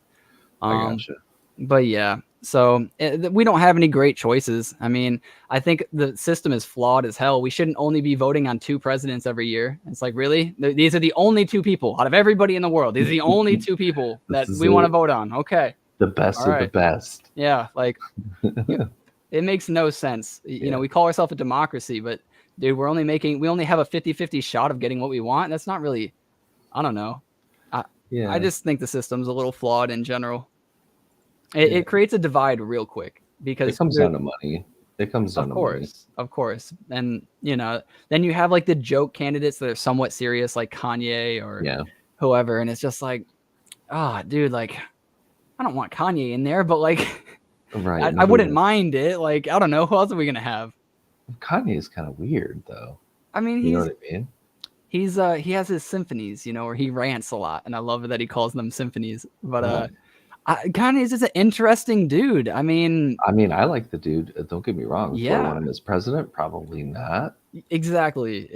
Like I don't know who would make the best president. I don't know what kind of like personality makes the best president, right? Wait, are we talking celebrities or no? Like personalities, like the type of person. Like I don't understand what kind of person makes the best president, because is it somebody who's like super analytical and like focuses on business like Trump was doing? Is it somebody who focuses on people and religion and like happiness and equality? Or, you know, because a lot of the times, even like these things that are like hard decisions, right, they can impact the country for better, right? Like some things may seem bad and actually help out the country in the long run, and it's a really hard time, or like really hard to know exactly what it is, and then what kind of people make those decisions. And I feel like I don't know. I just don't know. Well, I think this is just my thoughts. Okay, like a president should be the people's like mouthpiece, right? And sometimes for a place like America, that mouthpiece has to be like a little rough. You know, because if we're handing out a bunch of money, we're going to be able to say what we want to say. You know what I mean? And like kind of push our weight around a little bit, right? Or else, if you don't want any protection, then fine. You know, we don't have to give it. I think that, you know, if it's the person's mouthpiece, like sure, they should be a great orator. You know, they should be able to talk really well and this, that, and the other, and use the correct words and be perfect, right? But for me, it's like, so he represents us globally, and then, you know, we have people who represent the region in which we're in. Then we have people that represent state and local government. And so what I think is like, so get to know your mayor first. Like, who's the mayor of your city? Who's the direct representatives inside your city? And can you talk to those people? Like I have a dude, Ron Alting, who's a senator, you know, here locally. And, you know, I get to see him about once every 2 or 3 weeks, depending on what's going on and what his schedule looks like. And, That's cool. And, you know, one of the big initiatives that we had was at a bar, we could not do like betting. Like, you know, you couldn't bet on certain things. So like, there would be like these boards, other things like that. You know, I don't think people should be doing betting and other things like that at their local bar. And so he came in and he had an initiative and took it to state. And then he was listening to all the bar owners in town, and finally took it to the state, and something passed. And so that was a good thing. I think that, you know, and that affects things on like a local level. You know, there's nothing I can do about the price of gas or, you know, what's happening in Iraq and stuff like that. That's meant for people who are mouthpieces, right? That's exactly what Oside was just saying too. You know, and like I said, I think I said this in the previous one. I think with Cosmo, it's like there's nothing I can do, like with the powers that be, like the people at the top or the people at the top. There's nothing I can do. But what I can do is look at my mayor and get in contact with him, or you know what I mean, and affect things from a local level. I can't do anything on a national scale. There's nothing I can do. I don't really care. The only thing I'm focused on is my own what happens between here, you know, with my eyes and ears. Like we can vote during the vote, but like at the end of the day, yeah. And that was like the other topic too. You know, we started off this topic with religion, and we were talking about how he thinks that's one of the most, you know, controversial or the most controversial topic. And the other one is politics. And I think the reason being is because, you know, politics doesn't have to do just with, you know, like your country or everything, but it has to do with your livelihood and your money a lot of times. And people hold that really close. But at the end of the day, like it is all about you and how you maneuver. So, you know, if you're going to get, let's say like you're invested in stocks or whatever it is, and so president comes around and changes or makes up a bill, like he's, you know, going to screw up oil or like shuts down this oil or whatever, like you as the person can maneuver, like you got the knowledge, like make the play, like sell out of your oil then, you know, like don't hold your oil and then complain, you know, as you're losing money. Like you saw it ahead of time, like be proactive, you know, and I get it. Some people are like, well, it's in my 401k. And it's like, you know, well, you know, some of these ideals and like ways of life are old school, right? Like it sucks that you have to, you know, like you have to take profits at some point is what I'm saying. And you have to maneuver and move around. So that's why when people are saying like, what's your long term? I'm just like, I mean, at the moment, my long term is a year, but you know, any president can come around, any politician can come around. I got to maneuver. I got to keep riding the waves, bro. I got to keep surfing, you know, like, you can't fight it. You can't fight it. It's just so funny that like religion to us is like a touchy subject, right? And so for me, it's like I've never looked down on anybody who has like religion, just because if they actually follow it, like really realistically follow it and say, you know, treat your neighbors right, you know, be nice to strangers, like have an open heart to people, you know, help the needy, other things like that. If you're living your life like that, like you ain't missing out, bro. Like you're doing a great job. Yeah. You know, I don't want people to like preach to me. You know what I'm saying? I totally get that. But like, how is that such a bad thing? How is what such a bad thing? You know what I mean? Like people look down on religion, right? Oh, well, you know, I do understand why some people have a negative perspective. I actually met some person in the UK when I lived over there. And you know, I'm not gonna say who, and maybe in the UK, you know, I don't have a whole lot of friends, so maybe they'll know, but nobody's watching this. Somebody had like an instance with a priest, you know, when they were younger. Okay, right? Gotcha. Right. So I 100% whenever religion, and we had somebody else in the group who was very adamant about religion, and she was really cool. Actually, she was like one of the first friends I met there. She was a really cool girl. But she was like extra about religion, and she would ask us sometimes like, hey, I need help for this to study for this project or study for this topic that's coming up. We have a test next week. And we'd be like, yeah, come meet us in the library. We're going to do this. And then, you know, she would study for like, I don't know, not long. And then she would leave and she'd be like, oh, well, I have to go do this like church thing or something. And we were like, okay, well, you know, you did the church thing like yesterday, the day before that, and the day before that. Like, you know, like, can you just tell them like, you know, like a day off? Or she's like, no, well, God's going to guide me. And I was like, listen, I mean, like, yes, like to a degree, but like you still need to put in the work. You still need to learn. You need to like grind this topic. And, you know, she did not do well. She failed a few projects, right? Or a few classes. And, you know, it's just like, they're the other extreme and they would always clash, right? And she would like preach this and he would get mad. And I was just like, it's a mess, right? Yeah. My thing is like, don't be annoying about religion, right? Don't be annoying. You know, when you're being a pain in the ass with religion, you know, read the room. That goes for anything, you know, even touchy subjects like, hey man, like I know you messed up with your girlfriend. Are you going to go apologize? Like, hey man, not the time. Not the time. Not the time. You know, he's got tears in his eyes still, you know, it's like, all right, believe it. I Yeah. blew it.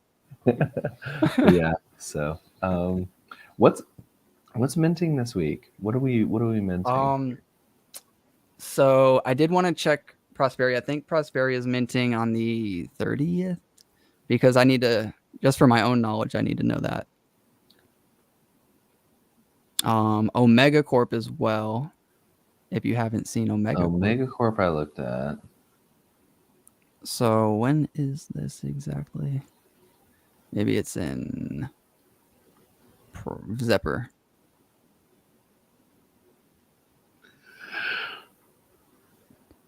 Yeah, okay. So the 26th is when I need to mint. Okay. Okay. And That's tomorrow. Okay. That is tomorrow. I'm gonna write this down because my memory is horrible. Even though I make videos on this, guys, like I always forget what's coming up. That's why I have my upcoming mint step. Get that, bro. You gotta get that whiteboard as soon as possible. I'm dead serious. I'm set on getting that whiteboard. So my birthday is May 3rd. That's actually what I'm asking for my birthday. I want a whiteboard. Yep. Okay. I want to, like, I've always tried to be like a minimalist with my like gifts or whatever, like what people give me. So I think like whiteboard is like very fair. It's like, well, I don't know, what, $20 or something. Something like that. A few markers. Makes me happy. I could hang it up. My room is empty. Like if I could show you my room, all my walls are cleared. Like I am a dull like decorator, right? That's fine. I need my whiteboard, maybe get some crosses around here, I don't know. Right. Something, dude. All right, 26th. I'm trying to think. Omega Corp. Have you seen Omega Corp? Yeah, I've seen them. Are you gonna mint? Dude, I don't know if I can. The price is a bit steep, but if you do buy 3, it's 100 a piece instead of 130. Right. So it makes it more affordable because who's really buying one, Right, but then it's like, well, okay, so secondary. Like let's look realistically, let's look at it. At the projects that have dropped, right? Overexposed is top tier, right? So when is that minting? Overexposed, that's a good question. I should know that one off the top of my head, but of course I do not.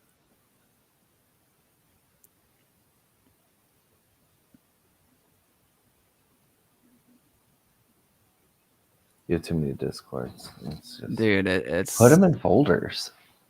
Oh man, that is some smart shit. All right, Genesis holders are tomorrow. Public lottery is the day after. Okay. Overexposed public is 27th for me. All right. This is actually really helpful for me as well. Brightleaf. What do you think about Brightleaf? Looks interesting. On the 28th. See, like, look at this. I don't know how you're gonna mint some of the things you're gonna mint, bro. I mean, I'm just looking at these. It's so hard because, like you said, or like everybody's been saying, you need to kind of ape into some of these projects to see these gains. And if you pick the wrong project, sure, you're gonna lose a lot. But that's it. If you mint all of them as well, there's no gains to be made. You need to like get out of the project, or you don't take gains. Right. So, yeah. So do I have 600? Oh wait, Brightleaf. Sorry. Brightleaf was the one that does 3 for 100. Let me see what Omega Corp's was. Maybe they're the same, but I don't know. Maybe I was getting it confused. I don't know. What's Omega Corp gonna do? They're gonna come out with a game. Let me check. Dude, there's so much. I'm getting it all jumbled up in my head. It's like Ada and Vedas. They're probably gonna tank. Right. If I had one still, I'd sell it. Obviously, I sold one at 240. Tried to buy back in at 260. The transaction failed. Thank you, JPEG. And now it's 500 or whatever the hell. Yeah.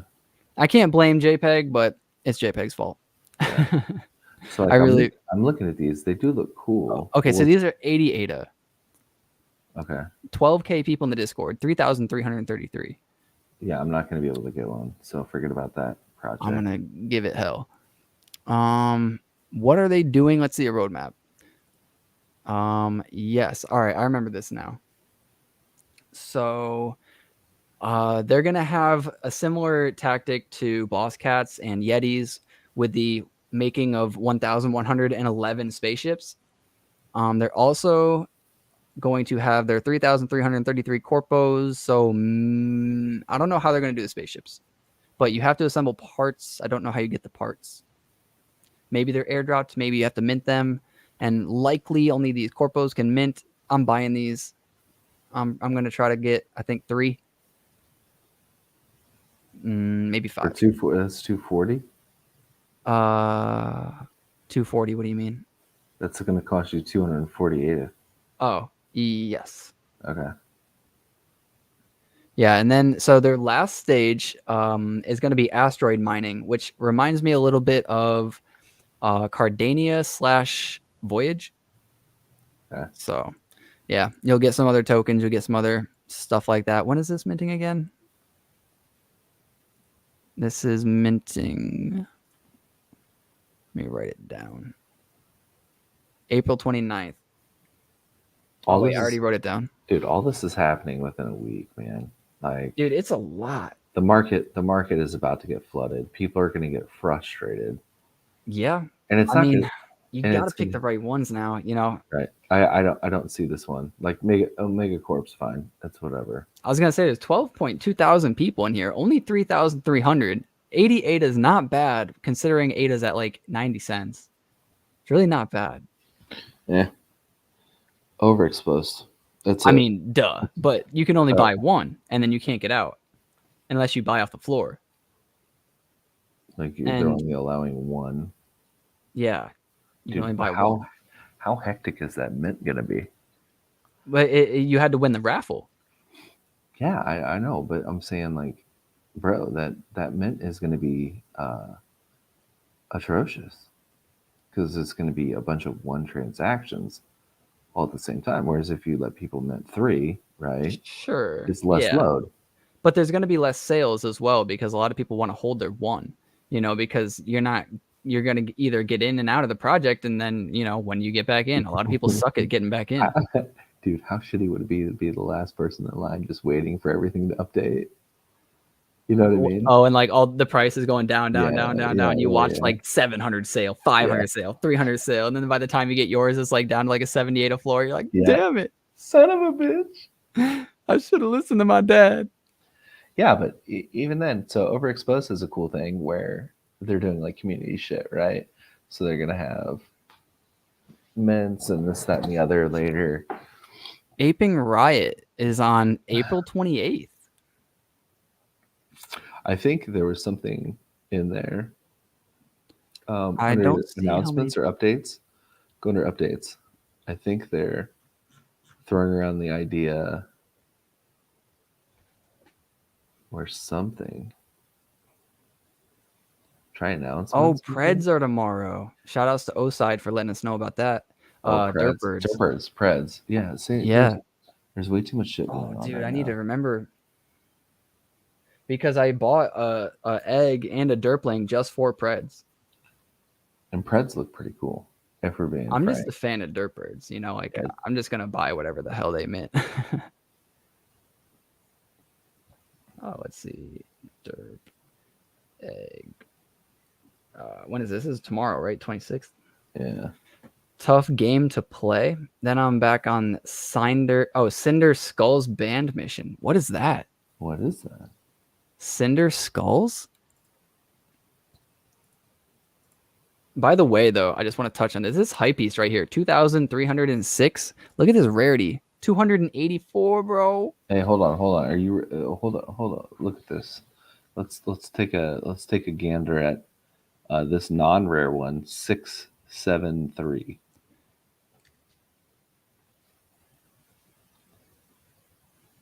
Okay, this one. Yeah, that's mine. That's kind of rare, bro. That's Zambi. I like your Zambi. Yeah. I like it. He's got the sword. What kind of sword is that? It's a great sword. That's an epic sword. Oh, is it? Oh, shit. Yeah, 2%. So, all right. So, Cinder Skulls. Before I forget.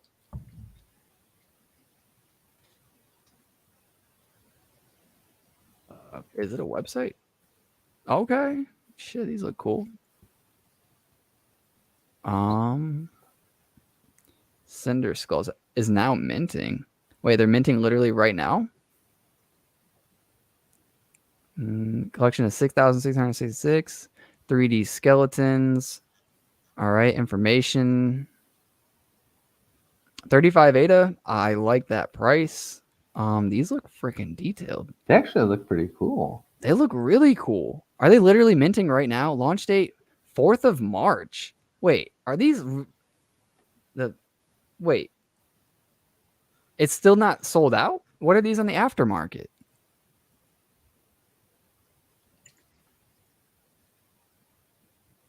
What? 25? What do they do? What's the point of these? What's their roadmap?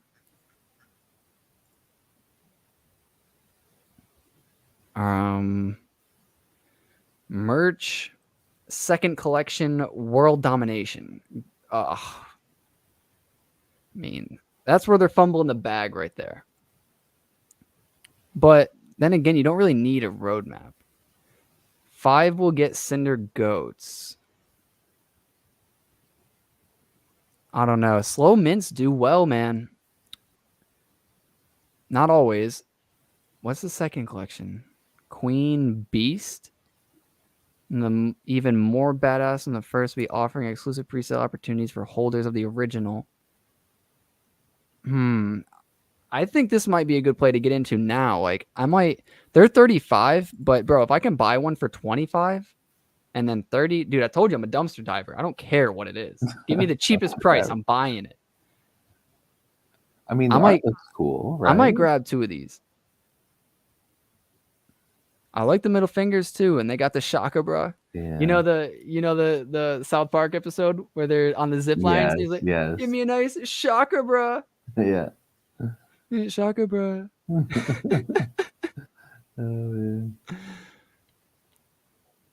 It's got the nice little symbol. Yeah. Check artist credentials. What do you mean? Check like who is their artist? Yeah. I don't even know who the artist is, but all I know is that I like it. Ooh, shit, that one with the base covering. This? No, down. Oh. Right there. That one goes hard. Yeah. That one goes hard. That one, I don't know. He doesn't look like it. I don't know why. It reminded me of, what's that dude with Jeff Dunham? I kill you. Yeah. Ahmed. Yeah. Ahmed. Yeah. I kill you. I haven't verified, but he worked on some cool stuff. Okay. I don't know, man. I don't know what I love cheap mints. I love it. Claims the Hobbit. What do you, huh? How do you claim the Hobbit? I don't know, but I love that you shouted this out, Oside. I might grab 2. Yeah. I never heard about this. Yeah, where was the marketing for this project? It looks amazing. They could have, dude, if they had any decent marketing, I feel like they could have sold out easy. Look at this. Yeah. Look at the art, bro. Yeah. How did I just find out about this? And it was 4th of March. I mean, shitty time to mint. Said he worked on it. Oh, okay. So he worked on The Hobbit. Dude, people, I don't know if people. I mean, it looks pretty cool, right? It looks really good. Look at the sound panels in the background and everything, dude. It's just detailed. Dude, this is like a candid photo of a skeleton. When have you ever seen a candid photo of a skeleton? Never. I'll tell you that. Yeah, let's instead of minting this, let's mint some more douchebag F boys or whatever the hell they are. The D-bag MFers. D-bag MFers. Yeah. Bro, that project's gonna go stupid, bro. I know you don't like it. It's so dumb. It is, but look at it with the 109 floor. It's 109 though. Who gives a crap about 109? Well, the people who bought it 30 and bought a bunch of them, I'm pretty sure they're loving 109. Yeah, but dude, it's just like the Cardano rocks or like the eggs. They're just being bought, dude. Like while we've been on this podcast, there's been, I don't know, at least like 50 to 60 bought. I mean, That's good. I mean, any traffic for Cardano NFTs, but it's like, well, I don't know. It's not about the art, bro. It's not about I'm not convincing you to buy one. I'm just saying, like, I No, understand why nobody people are buying could them. convince me to buy one. I totally get it. I I mean, I get said why people no. are buying it, but I it's like, yeah. I said no so hard. I was like, dude, this looks like crap. No, no, no, no, no, no, no. And I jumped into the Twitter space and I couldn't help it, man. I could not help it. Even Tall gave away one to, or was it Tall? Somebody gave away one to I want to say it was Ada Girl.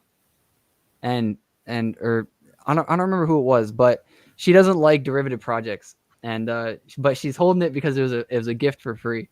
And she's sticking to it. She's sticking to the fact that derivative projects are garbage. But this is like the most legit way to do a derivative project. Because there's a Vox cat that's on there in the marketplace now. Ethereum marketplace? No. Boss Planet Vox cats. You can buy one. 2,400. Sheesh. Yeah. That's the floor. Oh, there's only a few. I got you. It makes sense though. You know what I mean? How many total are there? Oh, dude, I have no idea. Oh, it's gonna be 9K. 9K. 10K. So yeah, they must have just started getting rolled out because nobody's trading these. Who bought? Did anybody buy any yet? Okay. High floor. Geez, people. Okay. They must have just started being rolled out. Yeah. 1,000 was the cheapest one sold. I mean, dude, here's the thing is like, I get it, DBMFers or whatever, but like a week from now, you ain't gonna hear nothing. Maybe not. Probably not. I mean, look at what is minting. Look, there's a reason why. All right, I bought only 2. All right, because I play it safe. I'm a dumpster diver. I bought some cool ones, but how much were they? 60? 60 when I bought. Sell one. Just get your money back. I could, but let me just say, I bought because Chronic. He went hard with these. He sold some assets to buy 20 of them. All right, and then Tall, he wants to own, and this is just word on the street. He wants to own 10% of the entire project. So he is going to continually buy, or at least this is his word. I cannot promise this is going to happen, not financial advice, but he wants to own a lot more of this. And if that's the case, he's going to need to buy a bunch. And now the price is going up. Maybe he'll buy more now. Maybe he won't. Maybe he'll wait for a dip. I don't know. But a lot of people in the space that I follow and I'm friends with really, really like this project. And, I'm kind of treating it like I treated, what is it? The amazing project with Cosmo, Pendulum, because you hit me up with Pendulum. However, Pendulum looked amazing, right? That wasn't a hard sell for me. Right. But, I try not to go with only my opinion because, I'm going to be stuck in my own little world if I do that. So I'm just kind of taking a leap of faith with some people that I trust. Yeah. I mean, I get it. So you should buy like 5, What? I'm just playing. But yeah, I don't know. I don't know what's gonna happen. Don't listen to me. I'm thinking I sold one of my hype beasts the other day just to try to, get a little bit of money because I had 10 of them. It was a common. And I feel like we're in a really good position with a bear market or bull market for CNFTs, like at least for that month. And I feel like everything is cyclical. Yeah. So this month, the coming up May, which May 3rd is my birthday. Let's go. I have a feeling May could be just a decent first half and then a really bad end half, or it's just like going to continue to go crazy because maybe we're riding some momentum and ADA is going to go even cheaper. So maybe these NFTs also shoot up because ADA is cheaper, but it would not surprise me at all to see a lot of NFTs, go down in value. Yeah. I mean, I'm hoping that, and this is just my opinion, I'm hoping Kongs get down to like 900, 800, before June, because June is like kind of when it's going to all happen. It's all going to go down. So I'm hoping. Wait. Side, you say almost 700. Who? Almost 700 what? 700 DBs. Who owns that many? That'd be like 10%. Oh, that's 10%. Yeah. Yeah, that's word on the street, dude. They had a Twitter space going for I think it was like 2 or 3 days straight. They I don't know how they kept it going. I think they had to shut it off one point and then somebody else reopened it to keep it going. But yeah, that Twitter space was going for like 2 to 3 days straight, all talking about D-bag MFers. It was great. It was me and Big Joe. We had one of the longest Twitter spaces, and it happened for almost like 23 hours straight. What were you talking about? What was the topic? Cardano NFTs. It was the first ever space that I was in a part first of. space, 24 hours. That was my first space that I ever hosted. Big Joe was there. A bunch of people came in that I just kind of knew from the space, and it was crazy. It was like one of the longest spaces I've ever been a part of. The longest space. Cinder Skulls. Dude, what is the activity on this? 9 hours ago. Not much. People aren't loving these. I don't know. But why not though? I'm assuming it's just marketing. Like there's plenty of projects that are out there that are just art projects that don't look this good and they're doing fine. So I don't get it. What is this one? This one is like extra basic. This is probably like worst of the worst, I think. It's got like no cool traits, but he's got a denim jacket. So denim. that stupid Mario joke. Yeah, dude. Jeez. Yeah, I don't know, man. A part of me just wants to buy it and say screw it. It looks good. Even if it's a rogue pull, I'd be like, yeah, but I got this cool piece of art. He said check out their Discord. Oh, okay. There is art in there. 800 members. Wow. Really? Okay. Royalty 6%. Still minting. I'll verify. Where does sneak peek shot?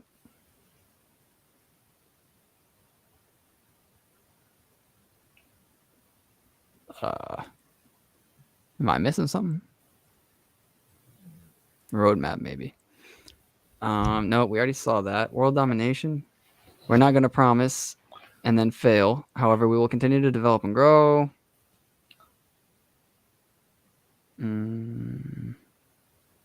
Okay, they want animated and interactive content. I have a lot of sick ass ideas, and to expand the empire with the help and guidance from the holders and the. And that was in November. Wow. November. You remember November? Because I don't. That was a long time ago. Barely. Right? May have to look around archives, maybe. Okay. Let me look. Where's archives? Oh, what? Bro.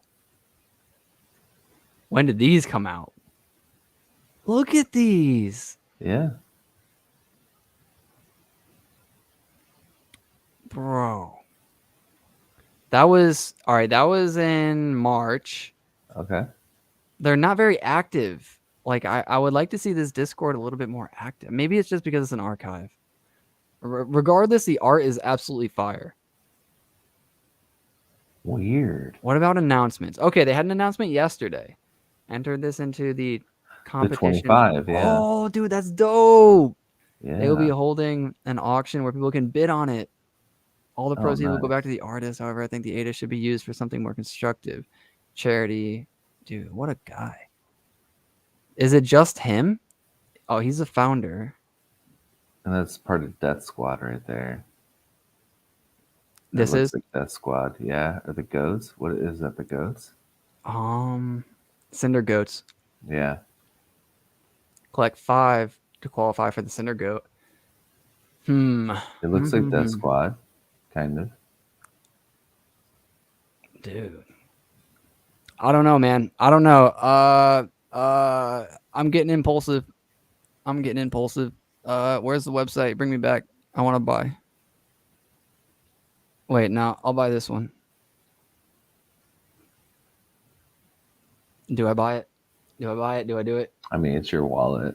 Like, that's the thing. I need you to pressure me a little bit. Just a little pressure. I can't. Dude, you know, like, dude, I really want to jump out of the plane. I got the parachute on. I've never done it before. I'm really nervous. If you could just, you know, I mean, I think you know what I'm doing. are you gonna, I'm holding on to everything. are you gonna hold my hand as we jump out of this plane together? Is that what we're doing? Bro, look at the ape Dow. Did you see the ape Dow? I did.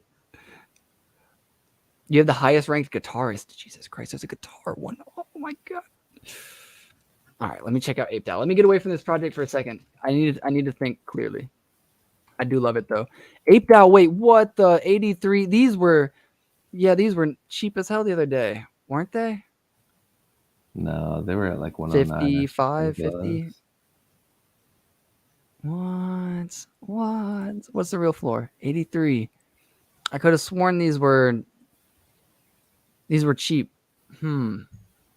Maybe I should have gotten these. What is this project? It's a Dow. Thanks. Ape Dow. Ape Dow. Wait, am I in this project? No, probably not. No, I'm not.